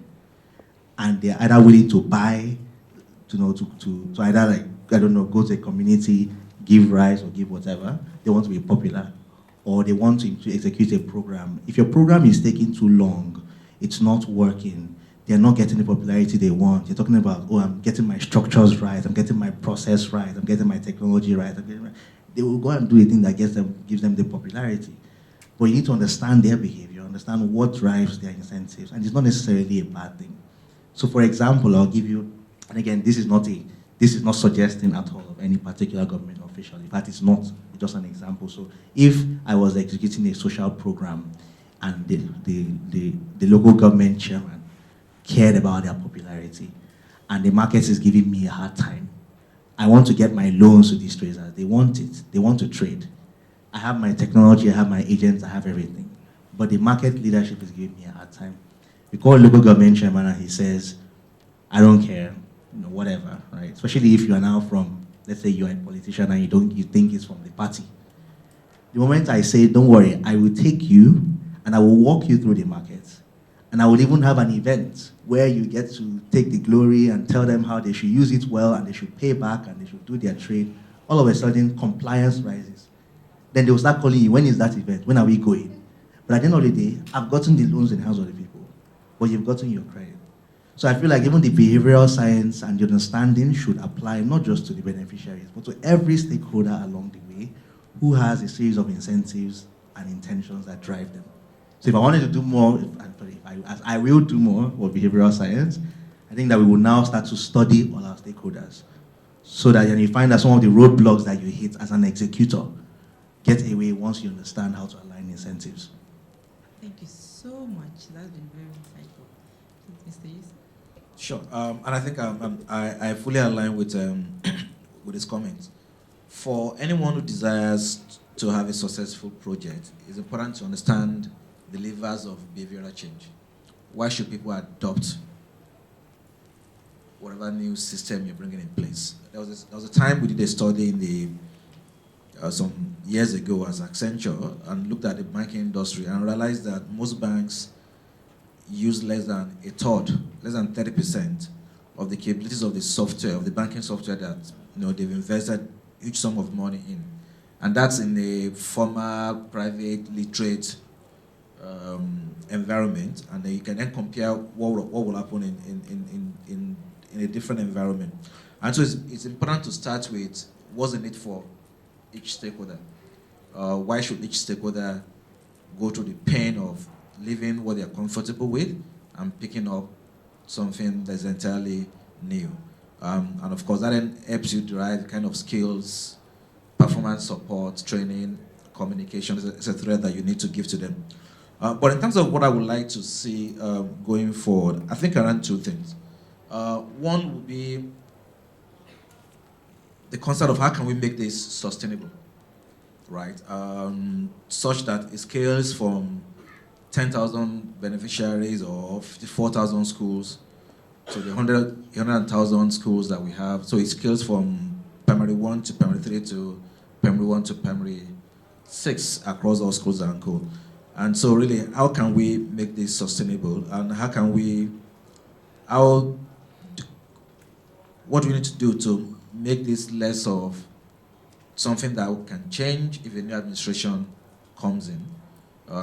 So we have Buhari government for the next 4 years, but 2023, hopefully there will be a new administration. So would this continue to be part of our national program? How can this be funded? And my own hypothesis is, how can we turn this from subsidy and grants to something that is market-driven? So we give trader money from 10K to 50K, 50K to 100K, etc. But can we also then include access to markets, for instance? That says, so that's the executive of the free that talks about national content by Nigeria. But can we then have by SME? You know, we have 45 or 47 million MSMEs, of which 99% of them are micro. So really, we're a country of micro enterprises. So if there is a way we can then turn it around like you have in the US, where you have a small business administration, and 22.5% of all federal contracts in the US goes to SMEs. I mean, that's about 16% in South Africa. So it would be nice to know what portion of contracts in Nigeria goes to MSMEs, as opposed to those that go to the large corporates. And that will start from even just simple things as the kind of criteria we check for. You know, ask for 3 years audit report and all of that stuff, which some of these guys don't have. So it's, how can we get the 100K trader money guy to then begin to have access to market, such that then there's an incentive to produce more, expand more, etc. And then the second idea I would like to say is, so there's this theory that women are typically good borrowers because they pay back, and when you uplift a woman, you've uplifted a family. I'd like to see how that plays out in this social investment scheme, and whether it should be more investment in women or versus youth, given that Nigeria is a very youthful demographic. So those are two points. I'm curious to see some behavioral interventions. Thank you so much. I'm curious as well.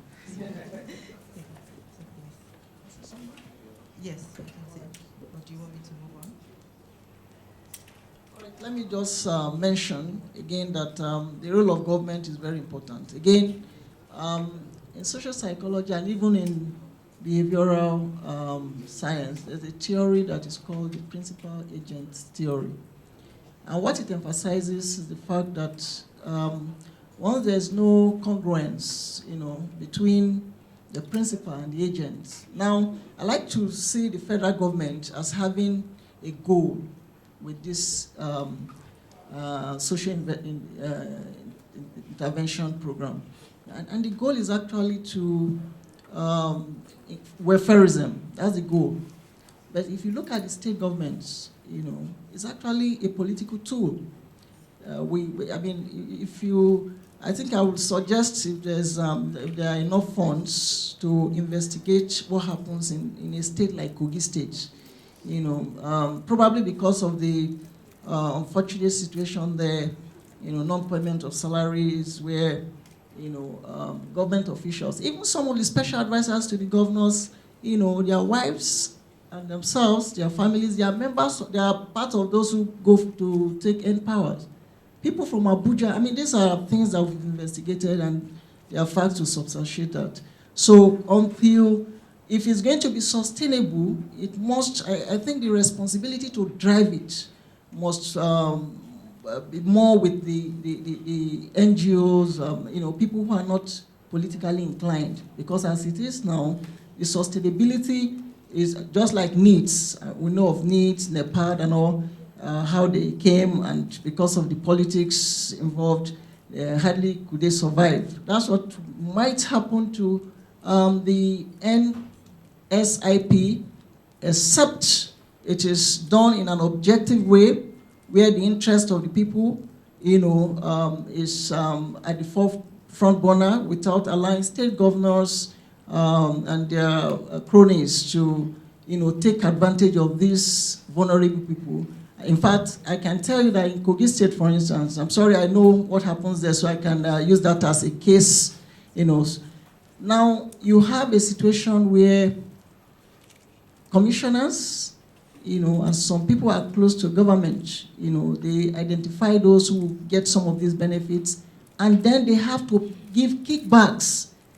Now, how will 30,000 naira, be enough for a graduate? And yet from that, of course, most of them are in Abuja, and the environs, but they are members of, they partake in this Empower.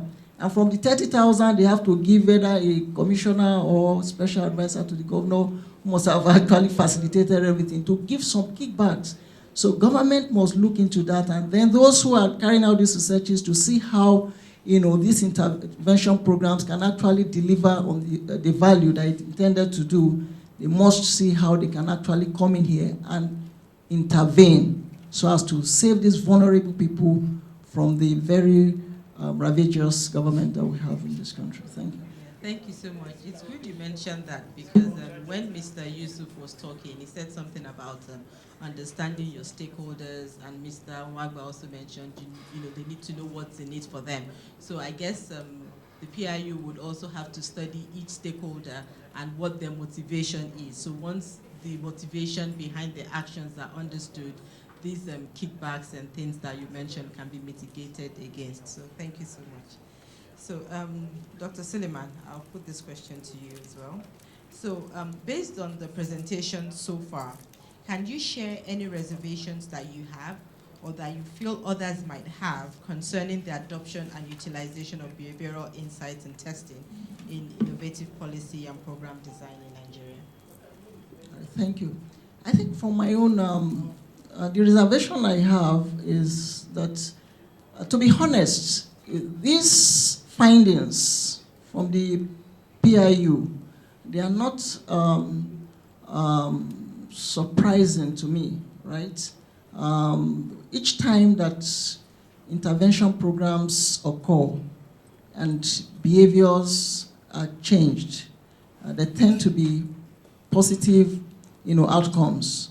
But the greatest challenge that I think we have is the extent of adjustment or redesigning of the program, and that has nothing to do with the PIU now.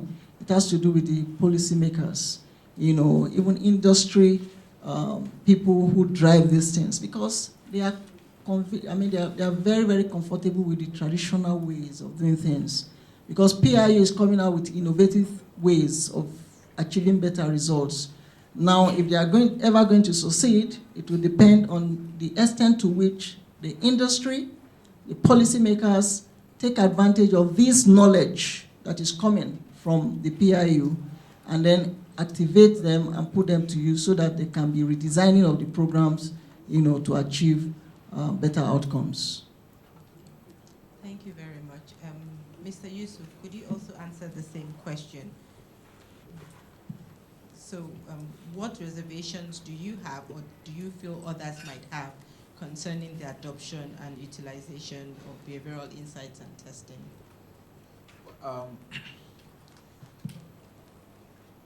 Not necessarily reservations, but just things to consider. And I think that the first will really be around the whole essence of consent, right? Consent to use my data, consent in terms of what further use you put my data to, whether it's about data privacy or protection. And I think that consent is required, so that we're doing those tests and research and whatever, people don't feel they're being manipulated, for want of a better word. So it's important that there's an opportunity to opt in, opt out, and that consent is clearly asked for and obtained at the beginning. And I think the second, it's really around embedding it within the process. So, your normal quality assurance process of plan, do, check, act. And so if you use that same cycle, you can then close the loop. So it's how do we then ensure that the outcomes from the behavioral science interventions are ab initio factored into the implementation plan, so that there are specific places where those innovations must come in and where they will be used to revise the plan going forward, etc. So that cumulatively, it will only get better as you get outputs, you refine it, and use it to redesign. Then you could then have something that hopefully can speak for Nigeria. And talking about that, Nigeria is as diverse as the 36 states or the 52 or so local governments in Lagos. And what works in Ikeja may not necessarily work for the guy in Badagry or for the guy on the island. So again, it's knowing those cultural nuances and getting from the helicopter view to the ward or local government level, where, or even at tribal level, because again, at the end of the day, we're all tribal, and tribes do affect our nuances and some of our behavior. So it's really just bearing that in mind to make sure it's fit for purpose for Nigeria. Thank you. This next question, I'm going to direct it to you, Mr. Wagner, because I know you deal with a lot of data on your project. So the modeling of behaviors over time requires big data analytics. We need this data, credit reference, we need all the data. Now, funding often becomes a challenge, especially in developing countries like we're in here.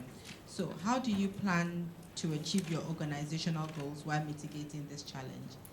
The challenge of getting data, the challenge of using data protection, like he also mentioned, and even obtain the data from the start in terms of funding. How do you mitigate against this challenge? First of all, I say we make friends with people who understand, so that it's easier for us to implement. And what I mean by that is, again, back to this question of incentives, and it's kind of an anecdote on our actual experience. At the beginning of the project, we had to get a lot of National Assembly approvals for budget, and we made a lot of defenses to the Senate multiple times, to the House of Reps multiple times. And there is, I would just say, a varying degree of understanding of how technology and big data, how critical they are to being able to execute a program like this correctly. And again, it just depends on what you know and how much we have communicated that. So it would be difficult. Back to what you're saying about costs, it was difficult to get the approvals to spend what was required to be able to deliver an operation that can even give you data that you use to do your interventions. Because it was always a question of how many beneficiaries can that give, how many 10,000 naira loans can this your 1 million naira server achieve, or how many this can that achieve. And sometimes it's just, I don't understand it, so you guys probably want to pack this money somewhere and do something else with it. But you start off by finding kind of alliances, NGOs, partners, Nesg, PIU, Gates Foundation, Rockefeller, people who have done this before and who can support the program in many ways, and using that to demonstrate what is possible. So now, whenever and then, when we go back to the National Assembly or to the stakeholders, as we have, and we show you our dashboards, and we show you the reports, and we show you the interventions, and we show you what has done, what has worked, what has failed. We show you people, we show you process, we show you numbers, we show you GPS locations, we show you all of that. Then first of all, you're wowed. Next thing, you understand why you need to spend. So the important thing is to first of all, find the path of least resistance to show what is possible. And as long as you can do it and convince people about it, then most people want good things. They just don't understand it enough at the beginning. Thank you very much. Dr. Alaba, understanding the PIU as an on-demand behavioral science advisory team, how do you think the PIU can secure engagement of private sector organizations to scale social welfare programs or create new impact areas? Well, coming from my background again, and tilting our program to dealing with the private sector. First, you need to, which is usually a struggle, to get the private sector, private individual to understand what can I gain from this. You should be able to demonstrate what is it there for your targets. It's very important. And in the first instance, you need to be able to have the background idea of what your clients or your targets, what they need. And like Mr. Walker said, you need to recognize or identify the alliances that will make this happen.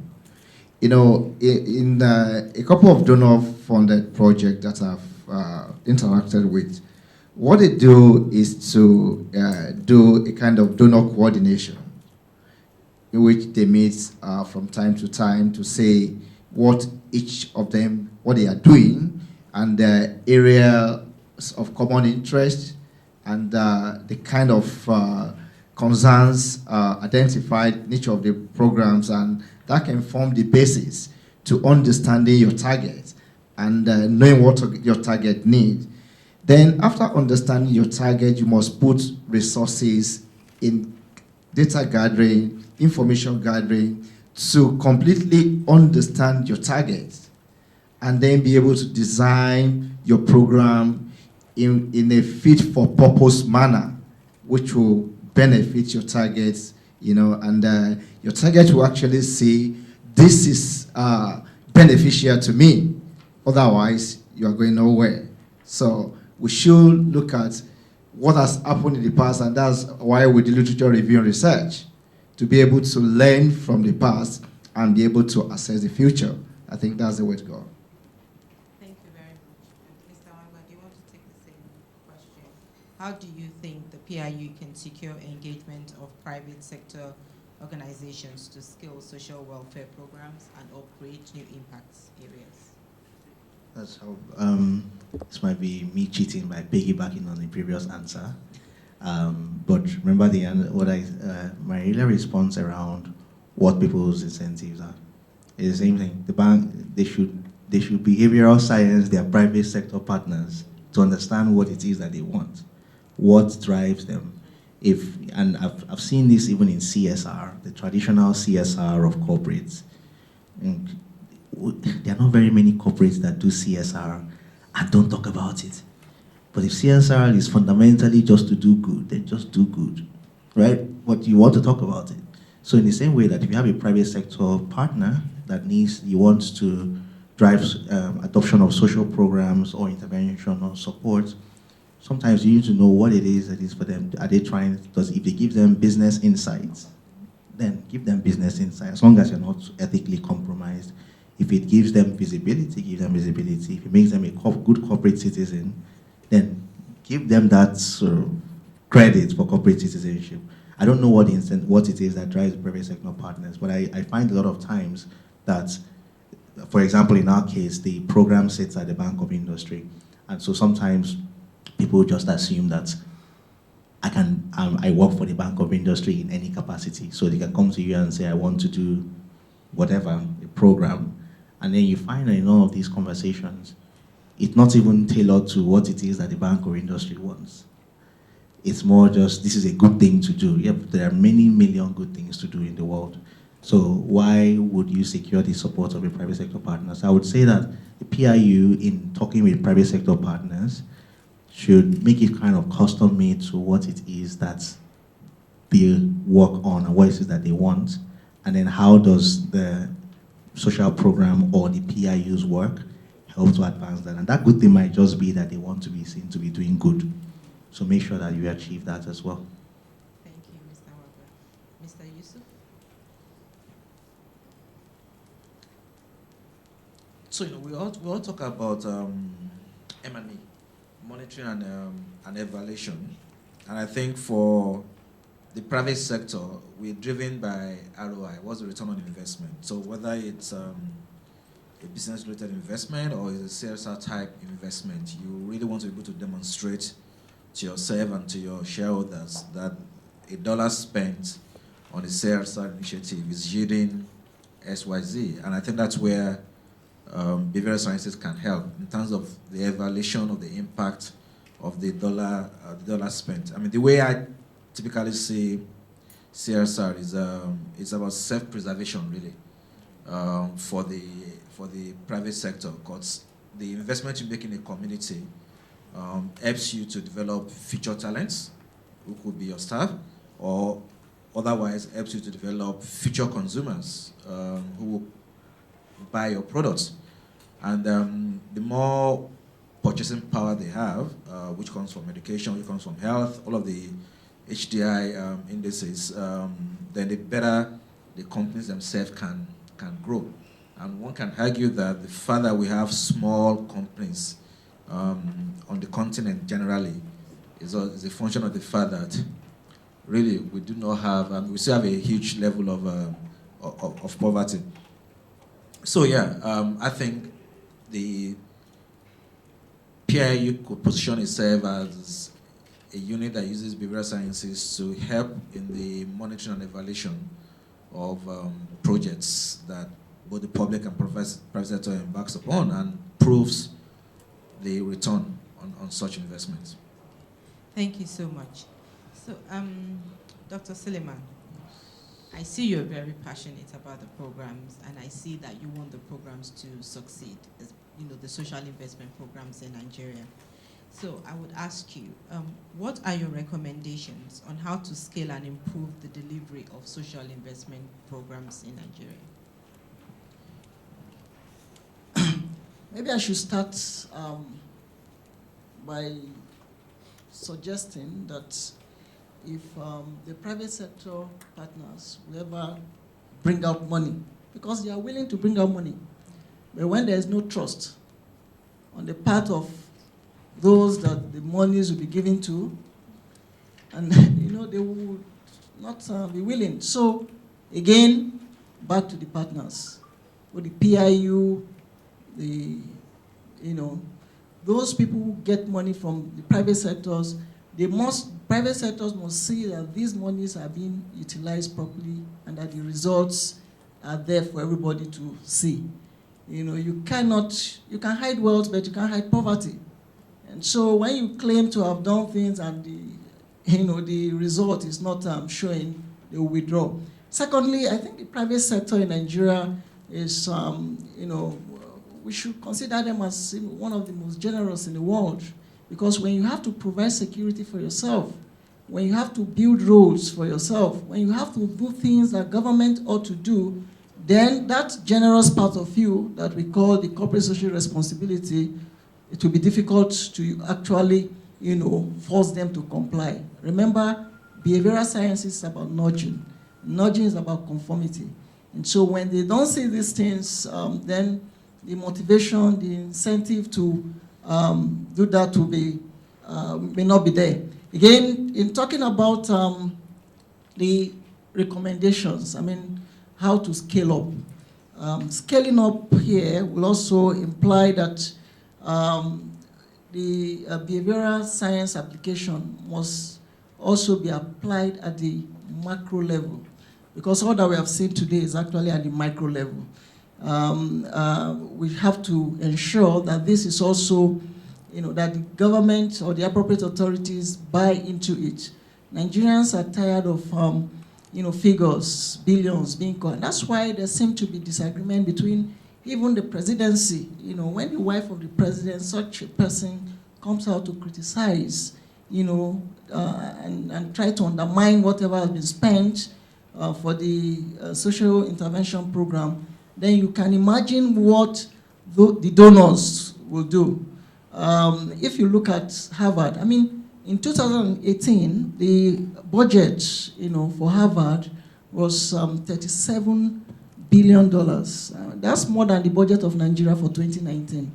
And you can be sure that most of the people who provide this money are, donors. The Koch group, how much they invest so much on cancer. But in this part of the world, look at all the first ladies you have in Nigeria. As soon as they come on board as first ladies, the first way to siphon money is to start a pet project. How many governors today that are no longer governors, I mean former governors and former first ladies or former wives of governors and presidents, how many of them sustain their so-called pet projects? Because those are, strategies to siphon money from government and international organizations. And these companies know. So until we are sincere in how they utilize whatever they get, I think scaling up will be difficult, but I believe that we'll scale up. And doing so means that there should be attitudinal change, both from government and all relevant stakeholders, in ensuring that the purpose for which money is released for whatever to be done is properly done. And I think that the PIU or the behavioral science can work with universities also, because in most universities today, behavioral sciences are not even taught. I mean, they don't exist as courses. Those who study sociology, who study economics and all, they are just about supply and demand. So until we begin to look inwards, because we are going the way of application, and until we look and try as much as possible to incorporate this aspect of development interventions into our curriculum, it may actually be difficult to scale through. Thank you. Thank you very much, sir. I've just been nudged that we've gone over time. So I'm just going to go through the key things that I picked up from this lovely discussion.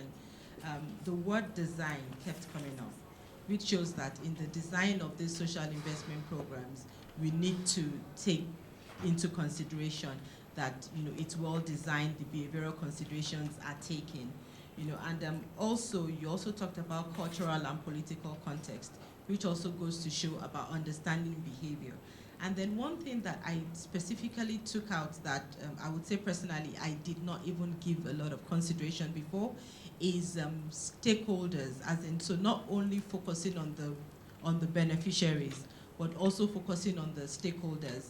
Because so when you know what's in it for them, when you know what motivates them, then they can help implementation go more smoothly. So that has been a great insight for me, as I'm sure it's been for a lot of people here as well. And Dr. Suleiman, you said something. You can hide wealth, but you can't hide poverty.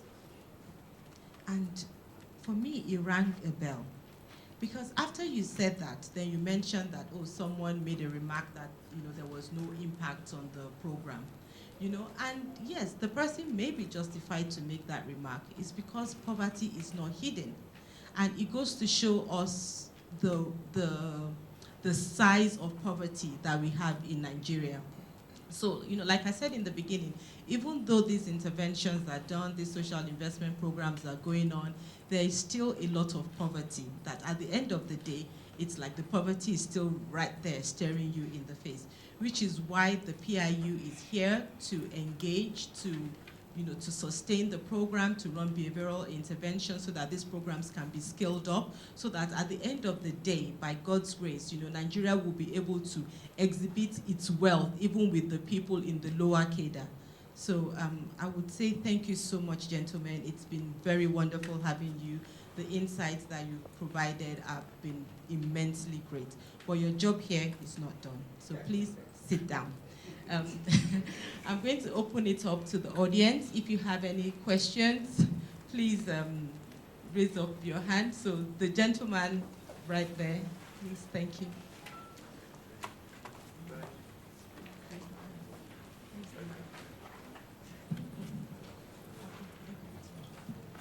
If you could please introduce yourself and then ask your question. Thank you.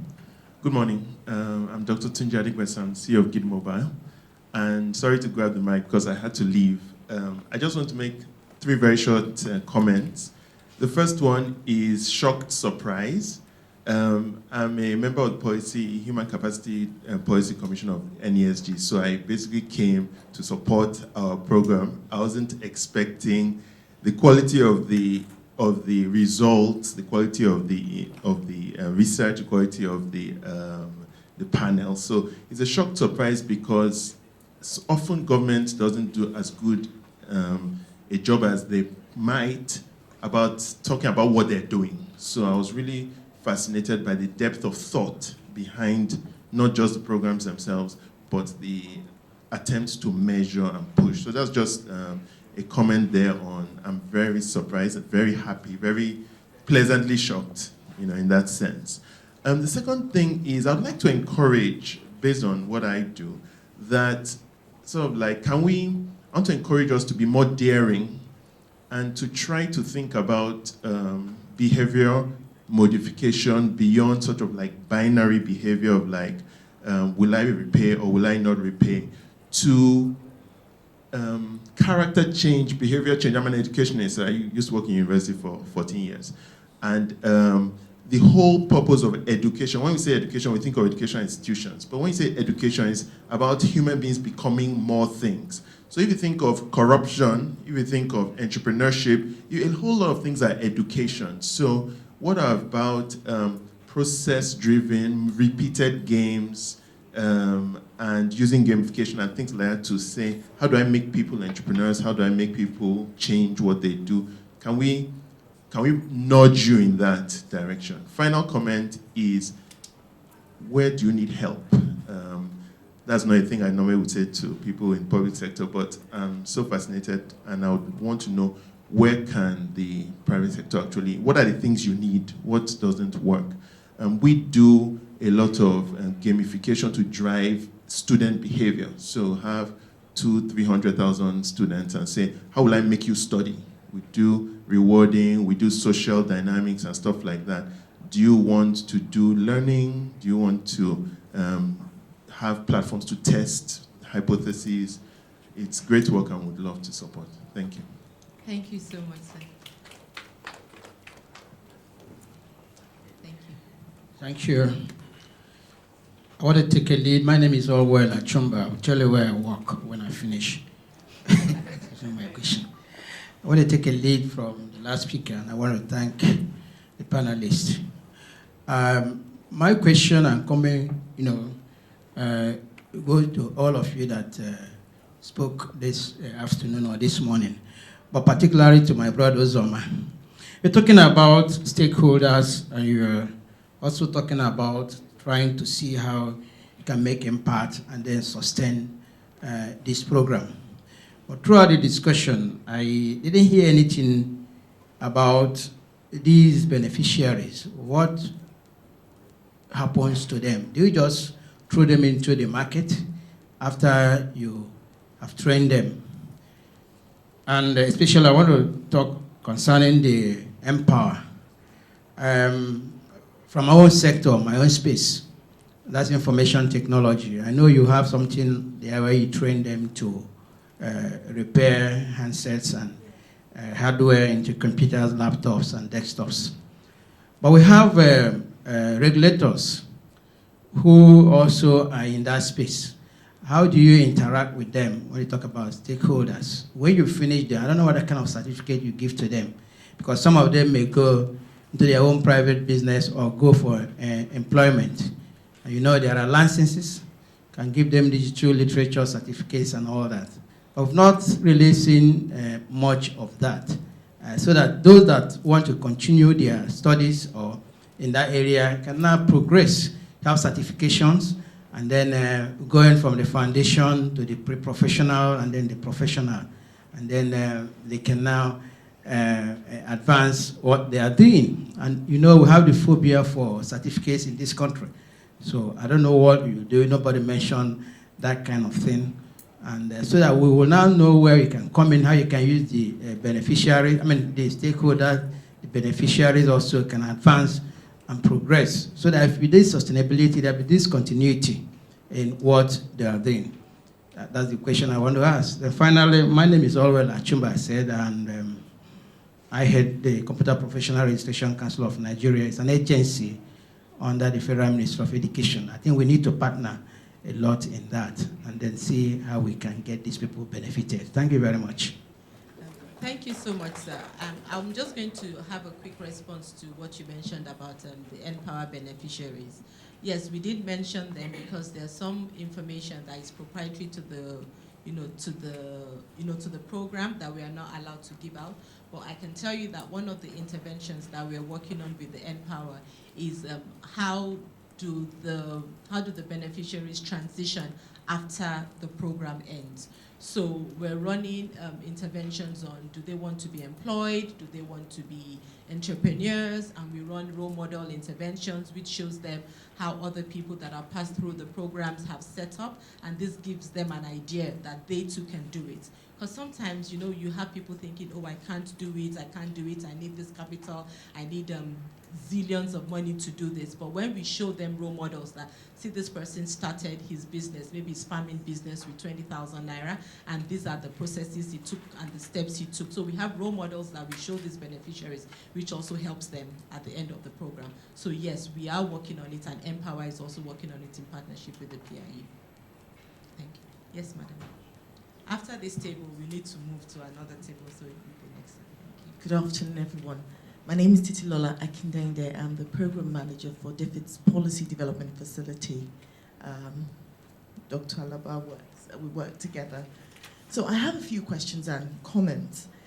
My first question is really around what the presenter said about messaging and how, I'm afraid I have to touch on Empower again, how at some point the work you did on the behaviors led you to start to look at them and then say to them, you can't do this because others have done this. I wondered if there's a timing issue there. So why wasn't the sustainability aspect of it designed into the program in the first place? Because if you wait till they're almost exiting and you start to give them those messages, it's a bit late in the day. And that's what brings me to my comment. You had asked a question of the panel about the usefulness of behavioral sciences, and I think really that's the crux of the matter. If people, when designing these interventions, take those aspects into consideration, things like sustainability and being aware that sometimes you set up perverse incentives by some of these interventions if they're not thought through properly with mitigations put in place, then you can have more impact with your projects. Because if you wait till I'm almost exiting and then you start to ask me these questions, it's a bit late in the day. That the information should have been put into the design of the project, which makes me think at the design stage, there should have been this behavioral, maybe a testing, a pilot, or something that you can draw from to then design these interventions better. So, I mean, that's just for the future. And then finally, so there's a lot of talk around scaling these programs, and it worries me. Not because I'm not aware that there are many, many poor people in Nigeria, but then I wonder if the programs are real. My understanding is that these programs ameliorate poverty. If you really wanted to lift the majority of people that are poor out of poverty, you should be thinking about structural change. And that's where, again, if you have behavioral information, you can feed it into the policy-making process that will then deliver on that structural change, that will cause economic growth, that will lift people out of poverty. It's okay, every responsible government in the world does welfare things, but that's not really what's going to get most people out of poverty. It just ameliorates the poverty. It does not, take it away. And then lastly, there was a question there about MSMEs and the fact that there's so many of them. How many of them are able to access government contracts, which you asked earlier? The reality is the MSMEs in Nigeria are not eligible most of the time to do procurement in government because they don't have the criteria. They don't meet the bar. PDF has worked with the Ministry of Industry, Trade and Investment under the Minister of State to look at MSMEs and potentially what could be done with Bureau of Procurement to get them to a position where they're able to bid for certain things. It might be at a small level, but then if they set those bars such that there's something carved out of them, it's affirmative action. And so I do know that the government of the day is thinking along those lines.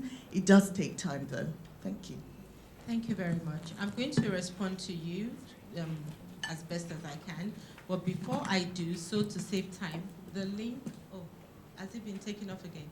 The link for the survey at the end of the program is going to come up, so you can start that now. So we're doing it at the same time as we're talking. So I'm going to respond to you regarding Npower's interventions and the timing of the interventions. Yes, I do agree with you. It's also one of the things the PIU has been taken into consideration. But also, not to fault Npower at any time, the PIU came in at the time when the program had already begun. So, yes. And you talk about structural issues as well. And yes, I do agree with you as well on that.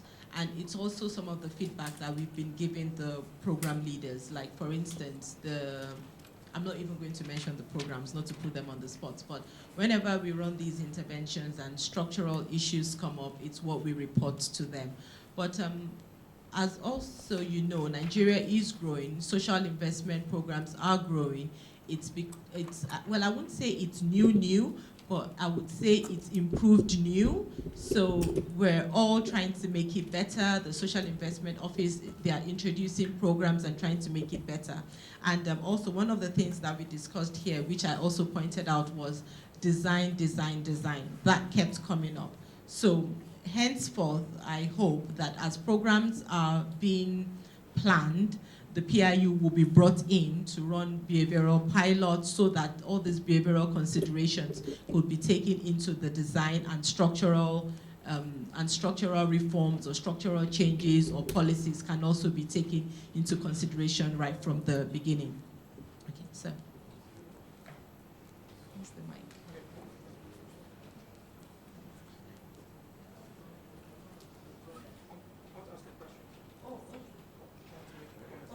The mic. So after him, then you. Sorry. Hi, good afternoon, everybody.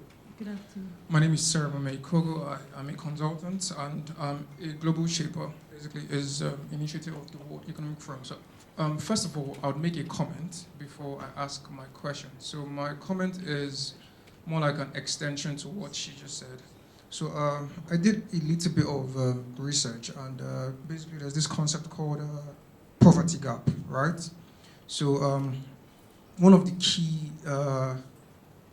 key features of a poverty gap is basically the two key factors there, which is health and education, right? So basically, if those two factors aren't exactly considered extensively, then you can't really take people out of that poverty gap, right? So I just want to know if these programs really take this into consideration, because even if you empower someone with funds, right, if you do not attack those inherent issues that are exactly causing this poverty, basically, then, I don't know, the long-term sustainability wouldn't really be that much effective. So having said that, my question would be, how is impact measured in these programs, right? So because a lot of these programs just coming up like every day, right? So it just seems like everybody's doing almost the same thing. So how is it measured, right? So yeah.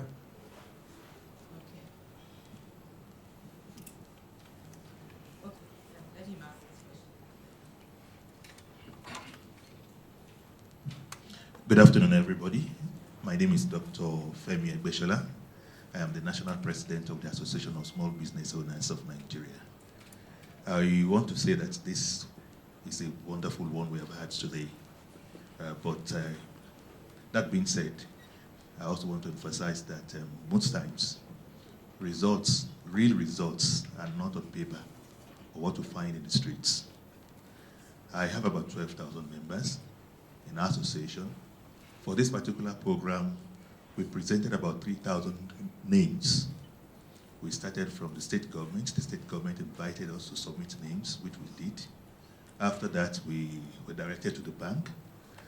That it's now the banks that will coordinate it, which we did. After that, we were directed to Bank of Industry, which we did. After that, we were made to meet agents, different agents.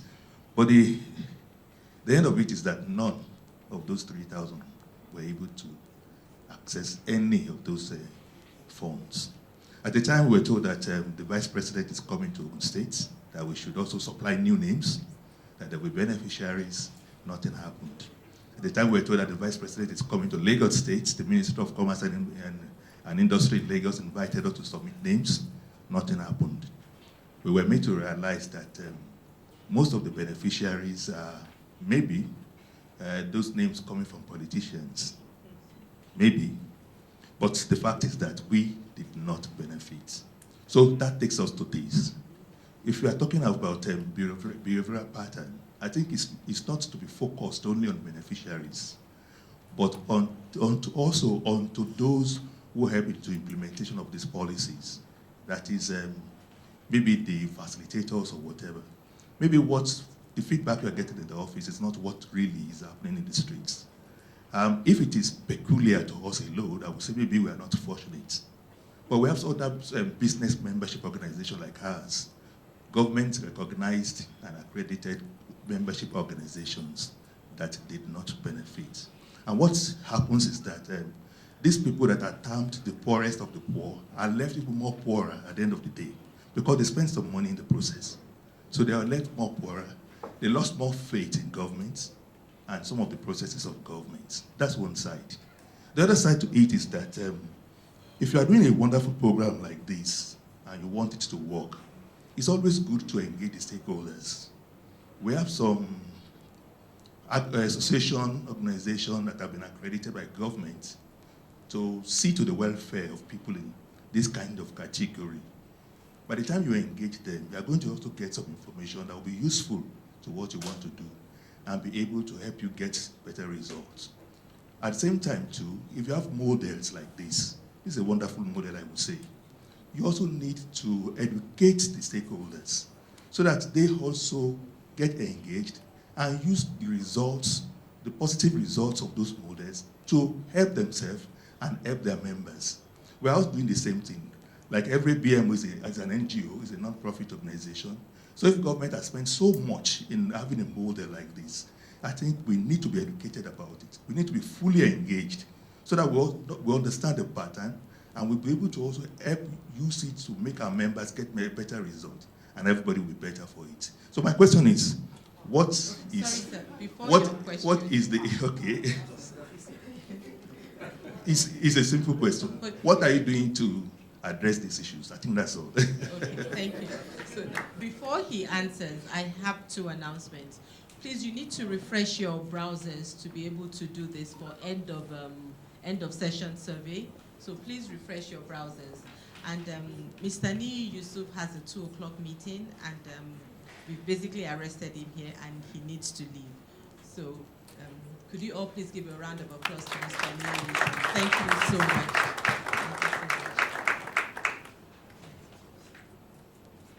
Okay. Thank you. Have a wonderful day. Can I go ahead? All right. Good afternoon, everyone. Good afternoon. My name is Abbas Agbaje. I'm an ESG consultant. My questions relates to the result presented by the Busara facilitators.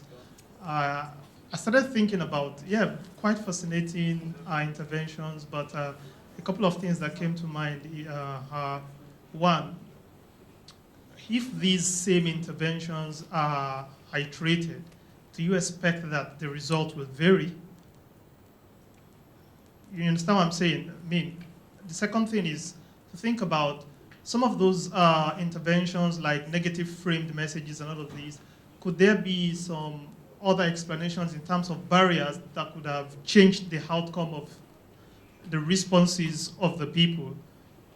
So then the other thing I'm thinking about is, we've got this very nice, beautiful, I mean, a lot of us are quite pessimistic about the performance of the government because we don't quite have access to a lot of information about what the government is doing.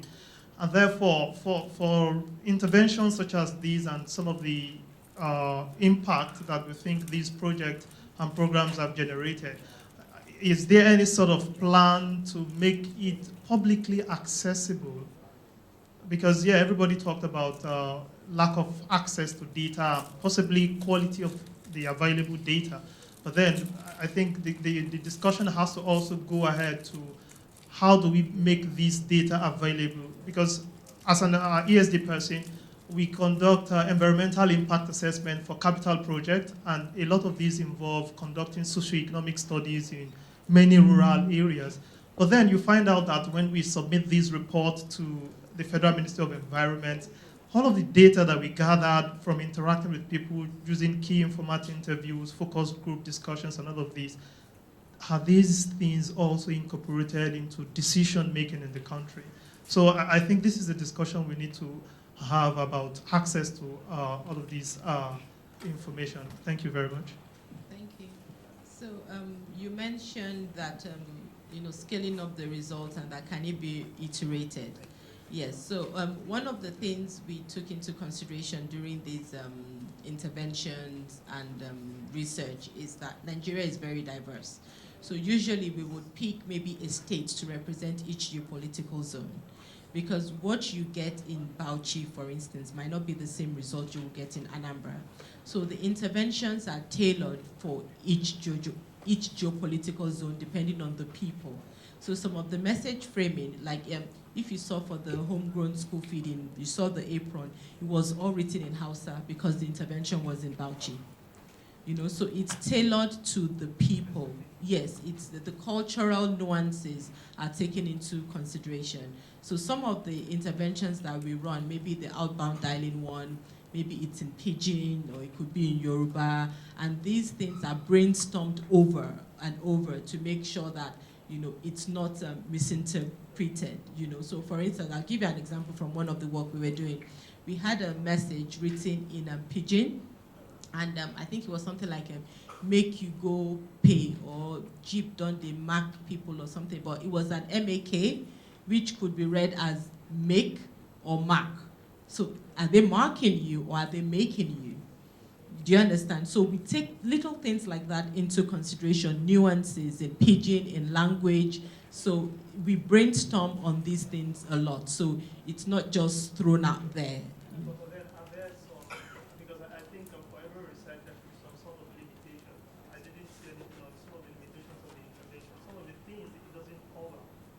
So that we can interpret the result, based on the context in which Okay. interventions were. Okay, I understand. Okay, well, because of this convening, we didn't go too in-depth because we thought we don't really want to bore everyone with the nitty-gritty of it. But if you're interested, please reach out to the PIU. The email address is piu@nesgroup. Is it com or org? Okay. And my colleague Nena would also respond to that. Where's the mic, please? Hi, you're welcome. Sorry, Nena wants to respond to him, so afterwards you can ask your question. She's right there.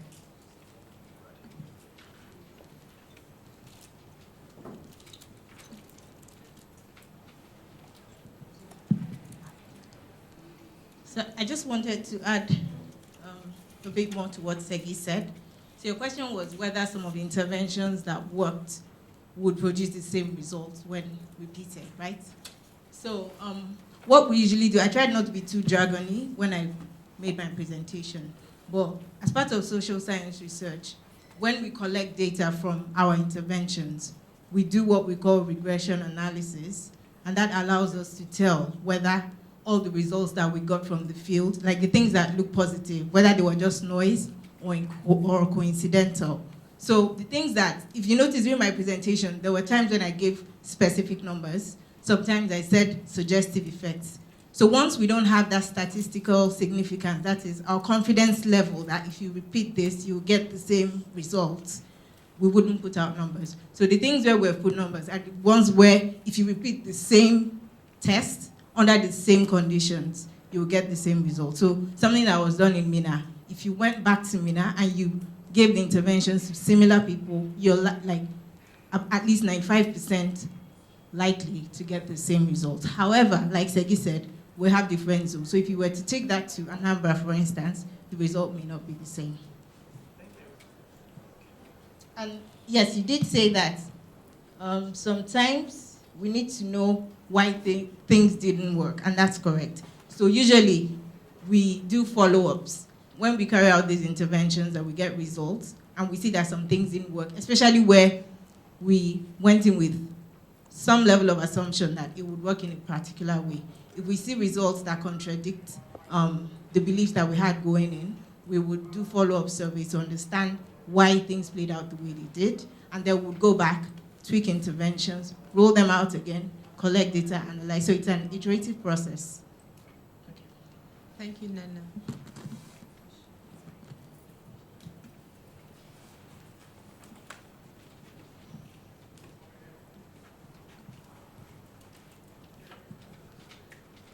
I'm Dr. Temilade Sheson from the University of Ibadan, lecturer and researcher.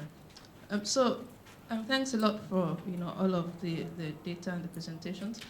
And my original comment was linked to what he said about the need to acknowledge limitations, and not just, I suppose, of the actual outputs that have been presented here, but I guess of the field and the methodologies used as a whole.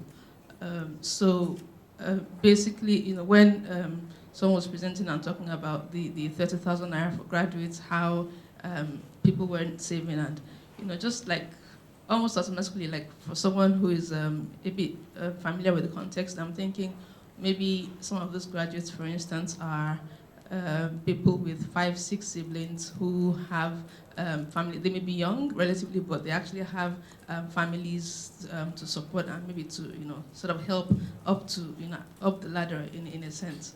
And this is perfectly understandable in a context like this. And so the idea is looking at all the sort of surrounding elements and maybe recognizing and acknowledging a bit more, I suppose, that these kinds of interventions may be limited in their capacity to mitigate some of this effects, and maybe more importantly, then look at the sorts of maybe disciplines and other interventions that can be brought in to complement and to address. So I know I get the sense that you're not trying to present this as a magic bullet or a silver bullet, but maybe acknowledging it a bit more publicly would help to assuage people that you're talking to feel like, okay, you actually maybe understand factors in the broader context. And I guess the second thing I wanted to talk about was, as the gentleman that was talking about his business association, 3,000 of them, not, I suppose, I don't know, maybe, I don't know how probable that is without the influence of political patronage, but, I was thinking, this is 180 plus million people. These interventions are targeted at maybe tens of thousands, maximum hundreds of thousands of people. Actually a drop in the bucket, at least in the first iteration of it. And maybe just the need to manage expectations of people. I know this is something that politicians are generally not great at doing, but maybe people need to realize the competitiveness of the process, the fact that just a certain fraction of spots are available, and maybe if out of 3,000 people, one person, you don't even have a single person that gets the funds, maybe that may be, I don't know how statistically reflective that is, but just to say that they need to also manage expectations rather than portraying it as this nationwide thing that anybody can plug into. Thank you, Doctor. Thanks for that feedback. We will take that into consideration in our subsequent presentations, as in to mention limitations. Because yes, we did have lots of limitations, but we didn't mention them here. But I'll give you an example for one from the conditional cash transfer program. So we, the people that were getting a certain amount of money, and we wanted them to be able to save out of that money or join the cooperative or start a trade.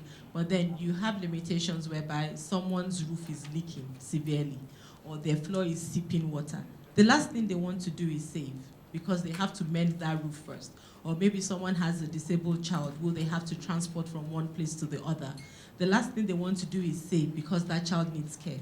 So yes, there are limitations. There were a lot of limitations which we haven't mentioned, but thanks for the feedback. We will make sure that we highlight on those limitations for next time. Thank you. I'll pass it on to Mr. Nwagba now to respond to the gentleman. So, you had a question. Did you answer the question about the poverty gap? So there were two factors you mentioned. Sorry, I missed them. I wanted to actually have you repeat what those two things were. You said you were asking whether they were being considered. Say that again? Health and education. Okay, so the beneficiaries of this program have kind of varying levels of sophistication. I think it's kind of even correlates with the loan amounts. So the people who have higher loans also tend to have bigger businesses, which are themselves a factor of things like education and exposure. What we do is only to address the education that has to do with your business and your ability to repay the loan.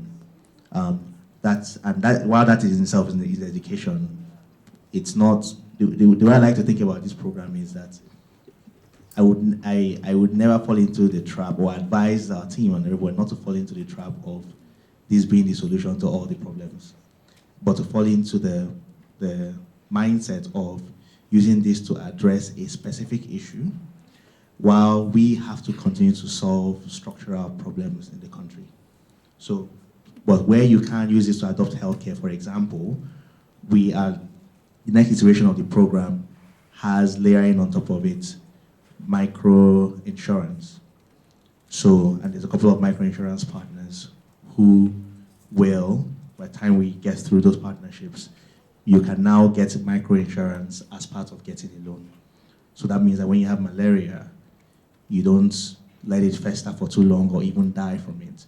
But now you can go to a doctor and get seen because of microinsurance that's baked into the loan. And when you have something like this at scale, then the actuarials start making sense, where even the government or partners or even the beneficiaries themselves can pay so much less.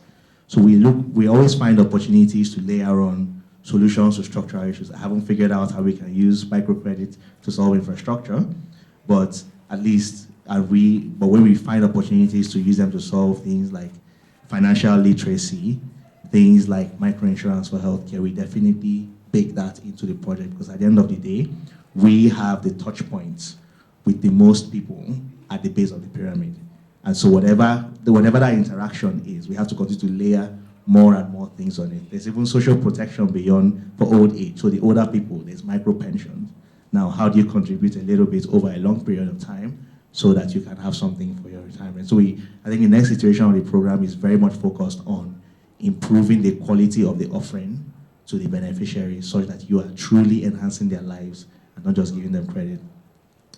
And to the difficult question of the day, which is about the Small Business Association. First of all, I would say that I don't think that there are enough words to apologize for your experience. And I would also say that the program is not a perfect program, but what it certainly isn't is a distributionist program with lists. So part of the reason why you would have even had the experience is because there was a list. There is no such thing as a list in the program. And that has probably been one of the biggest challenges we've had, which is why I'm going to this stakeholder mindset, that politicians submit lists. That's what they do. And people would ask you for a list and probably ask you for a kickback from your list, and not you in particular, but whoever it is that's in your ecosystem. So we generally stay away from lists. We have offices full of stacks of papers. Ghana must go back, shift from all over the country with lists. We don't treat them. That's the truth. There's just nothing we do with those lists.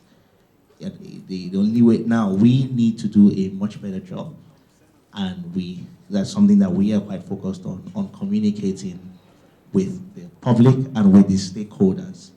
How do I benefit from this program?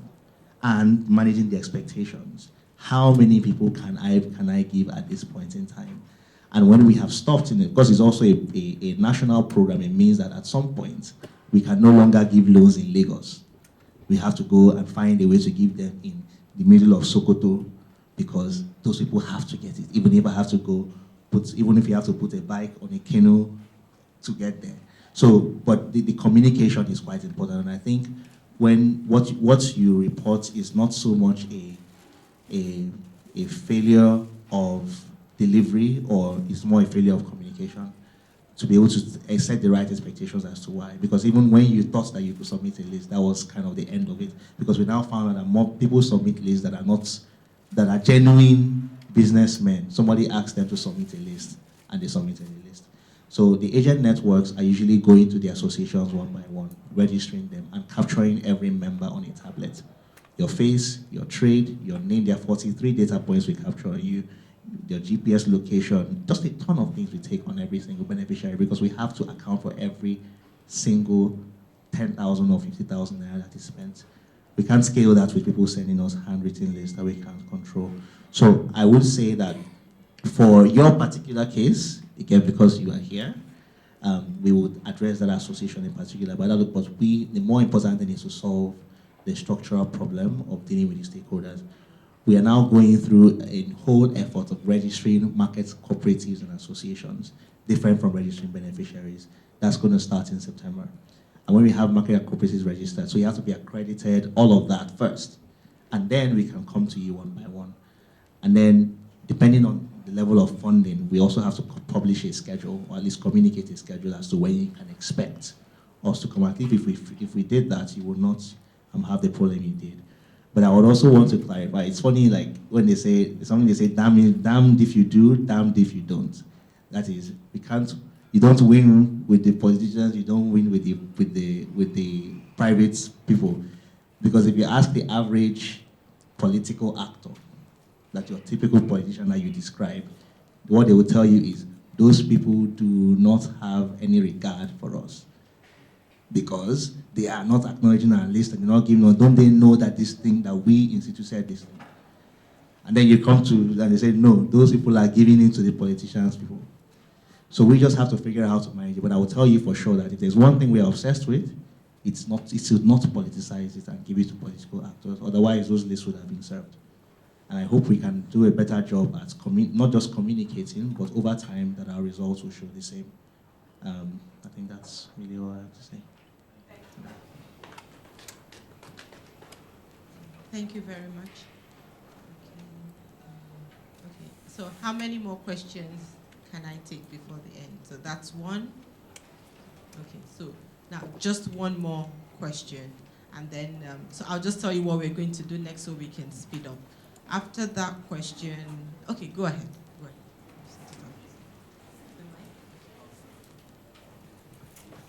Thank you. Thank you so much, PIU. My own is not a question, but a slight suggestion. I like what you people are doing, but the suggestion is that we should be able to involve the stakeholders, just like you rightly said. For example, the politicians we are using as stakeholders, they are the ones that roll out this money. Do you understand? Roll out these programs. If they now roll out the programs and they don't understand the need and the sustenance of this program, of what use it is, the objective of a politician is to show himself during his tenure, and once the tenure finishes, that's the end of that program. For example, somebody mentioned of the First Lady. I am not speaking because I work for Chartered Institute of Bankers of Nigeria, but as a personal experience, being involved in this type of thing. For example, a First Lady during her tenure, her objective is to showcase herself and say, First Lady did this during her tenure. But does she really understand that after her tenure, I need to sustain that program? So where I'm going is that sometimes when there is an intervention and a kind of behavioral science, you understand the problem of these people that they may not really understand the essence of sustaining this program. The PIU can also suggest it in their report or something to whoever they are reporting to that. Subsequently, the First Ladies or somebody, even if your tenure ends, you can as well sustain your program. That will also help you. Secondly, in this type of a program, it's not supposed to involve corporate, mostly corporate bodies. Corporate bodies are not the ones that are really involved in these things. Most times we need to involve the local people. That is the local government, people that are partaking, working with the government. For example, the local government chairman, that is people that are dealing with the grassroots of these people. You need to involve them in this kind of interactive session so that they too can understand the objective of what they are doing, because their own is to showcase themselves. At the end of the day, when their tenure ends, another person comes and that program is being ended. So suggesting that at the end of the day, when you get such results, you let them know, and if during the interactive session, you can call them, you can send them an invitation. The more they are enlightened, the more they will be able to know what to do for the society. Thank you. Thank you so much for the suggestion. It's much appreciated, and thank you very much. So could you all please help me give a warm round of applause to Dr. Barnabas, Mr. Mr. Thank you so much. Again, thanks to our distinguished panel for a brilliant session. I think there are three important things to just add to the conversation. The first is Nigeria's problems transcend just what one national social investment program can solve.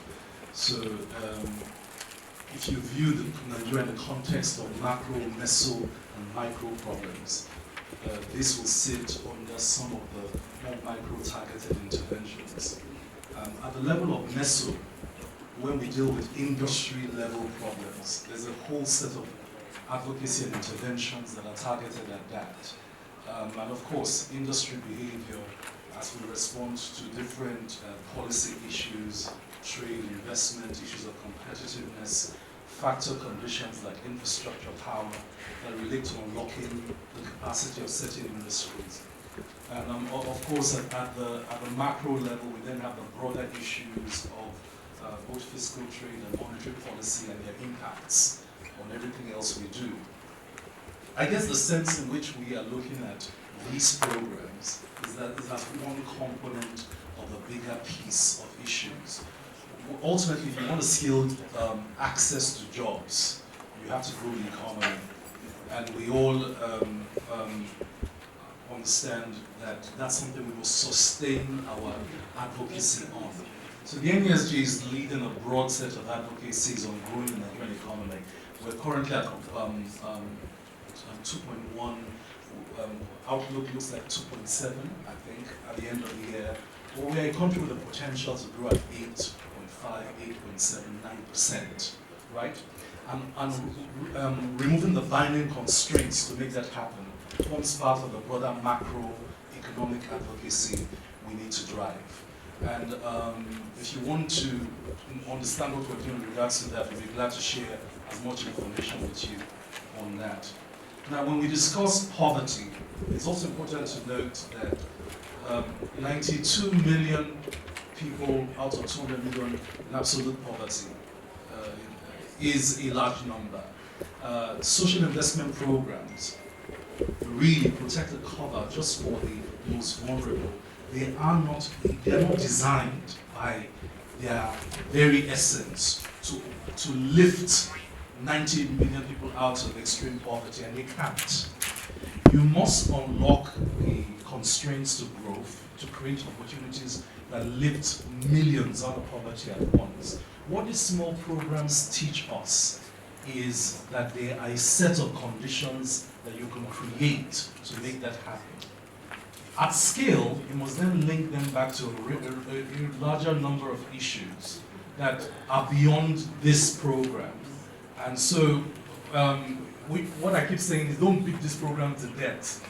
This program needs to just do what this program was designed to do. And then we go fix the other programs. And so the big question we're asking with the PIU and the wonderful team that have worked for the last 2 years is, can we take some of behavioral economics and science into agriculture, where there are 15 million registered smallholder farmers who need to access credit at scale, for example?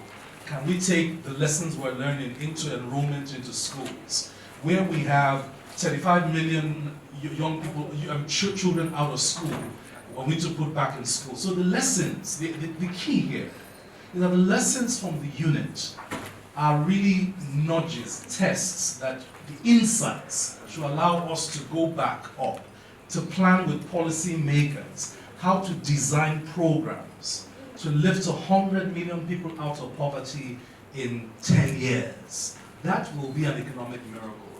And to do so in such a way as to grow, not just lift a few people, but raise the level of water, the entire level of the economy. Then our small and medium enterprises will rise with the rising level of economic opportunity available to all of us. That is the task that the PIU will do its bit. We're committed to more feedback. You can write us if you have more feedback. But to be honest, that's what this one program was set out to do. Now, of course, there are SDG programs. They are universal basic education programs. There's universal health access programs. There's so many other programs in Nigeria. There's access to the scene programs that have key issues of behavior and behavioral expectations of different parts of the country. All these programs are programs that need the nudges, the lessons, the insights, the testing. And so we just want to encourage the PIU as we go forward into lending this kind of support to those broader programs in order to drive the change that we need. Sorry, ladies and gentlemen, we have to go for lunch. So I'll ask Segi to have a last word today, and then see you at lunch. And then we can keep talking about this.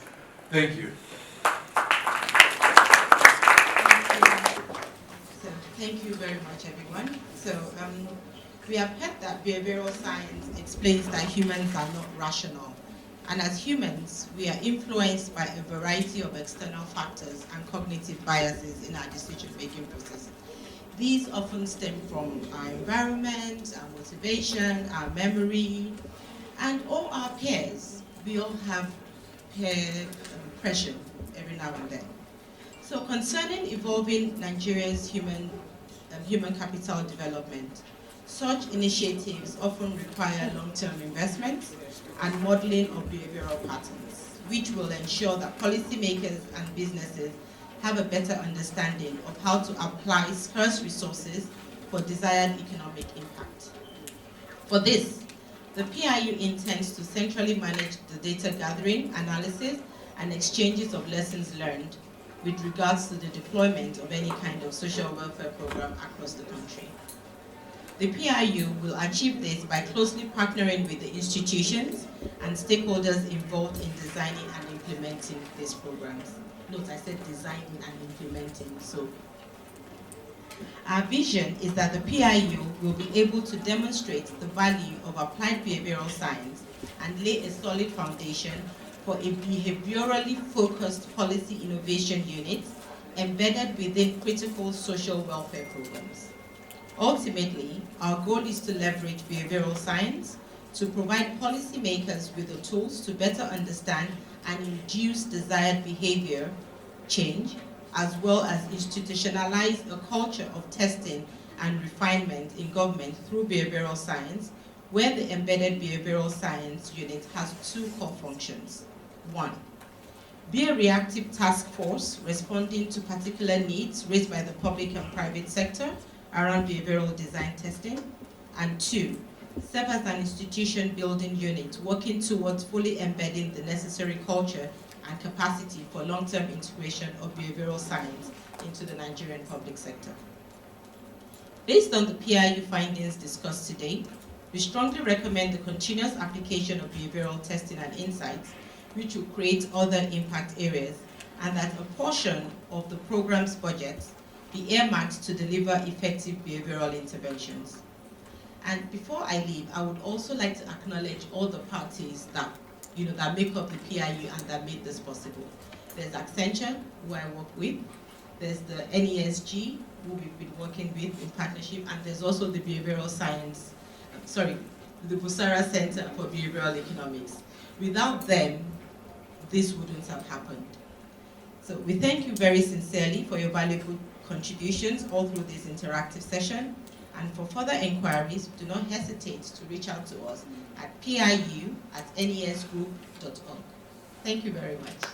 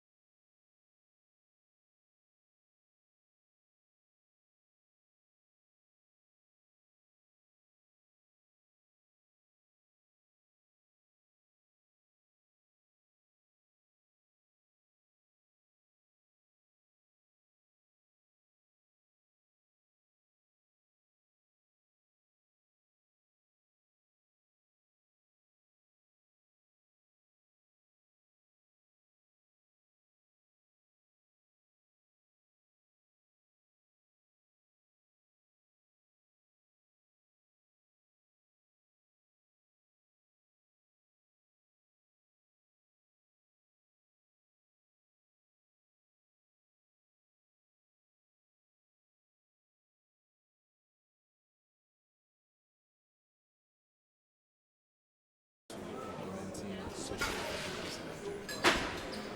you give us an overview of this concept and the essence of this program? Well, the Nigerian Policy Innovation Unit is a consortium, Nigerian Economic Summit Group, Accenture, and the Busara Center for Behavioral Economics. And the idea was that it was set up to specifically, in the first instance, support providing behavioral science testing, design, analytics to improve the national social investment programs. And the whole idea, the concept was programs by their nature, when you design them, should have impact, but the capacity to continually improve programs, leveraging evidence-based empirical analytics that takes into cognizance human decision-making behavior of why someone would pay taxes, behavior of why someone would access credit, behavior of why someone will comply to a government program or policy becomes key elements to identify. And so the consortium that has formed the PIU basically has worked with the National Social Investment Program for the last 2 years to support those programs, okay, in terms of identifying things that you could improve, that increases uptake, identifying things that you could transform, that improves impact, and identifying nudges you can make that can ensure that the programs achieve scale. Now, scale is important because when we discuss the poverty gap in Nigeria, we're discussing in absolute terms 92 million people in absolute poverty out of 200 million Nigerians.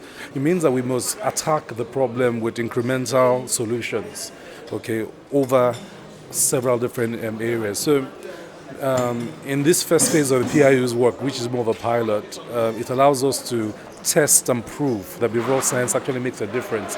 And from the results we presented, we could see that the application of these testings and approaches do make an improvement in the performance of these programs. Now, the next phase is how do you scale behavioral science application to reach the scale of the problem? Uptake for smallholder farmers that need to access credit, uptake for smallholder farmer women that are excluded for cultural reasons and contexts. We now need to apply vaccine penetration, digital penetration, a whole range of social concerns and issues in terms of uptake of programs, compliance programs, and impact of programs. So what this does is that with our partners, it allows us to deploy broad-based capabilities for understanding human behavior, designing policy and programs in line with those deep understandings of human behavior to force better performance. And so what we'll see in the next phase is an embedded PIU unit in Nigeria. Our partners, Busara Center for Behavioral Economics, are also in country now. And these capabilities that we've now built in country allow us to basically drive the numbers where they matter. Because as you can tell, reaching 2 million people out of 90 million, it makes a difference to the 2 million people. But of course, it doesn't change the huge narrative in the top line numbers. So that really is what this is about. That's what the support has been for. So you notice there were some concerns with the people in the room that, for example, the program, the NSIU as a program needs to undergo some redesign. Part of the process we've gone through is identifying the aspects of the program that we need to redesign, the components and concepts of the program that we need to adjust to make it scale. And so hopefully the recommendations that have come out of this phase will, one, reduce failure attrition, improve uptake, improve performance of the program, and improve overall policy performance. I think the last thing to note is that these programs fit within the microeconomic interventions. They do not change automatically the macro. So the future application of behavioral science will include application to macro issues, country level, industry level behavior and shifts and changes, beyond the micro application to specific targeted interventions. So we're excited about the future. We think that Nigeria will benefit a lot from this kind of programs. We've seen these programs achieve huge results in other countries in education, in health, in financial inclusion, and Nigeria is on its way to doing the same.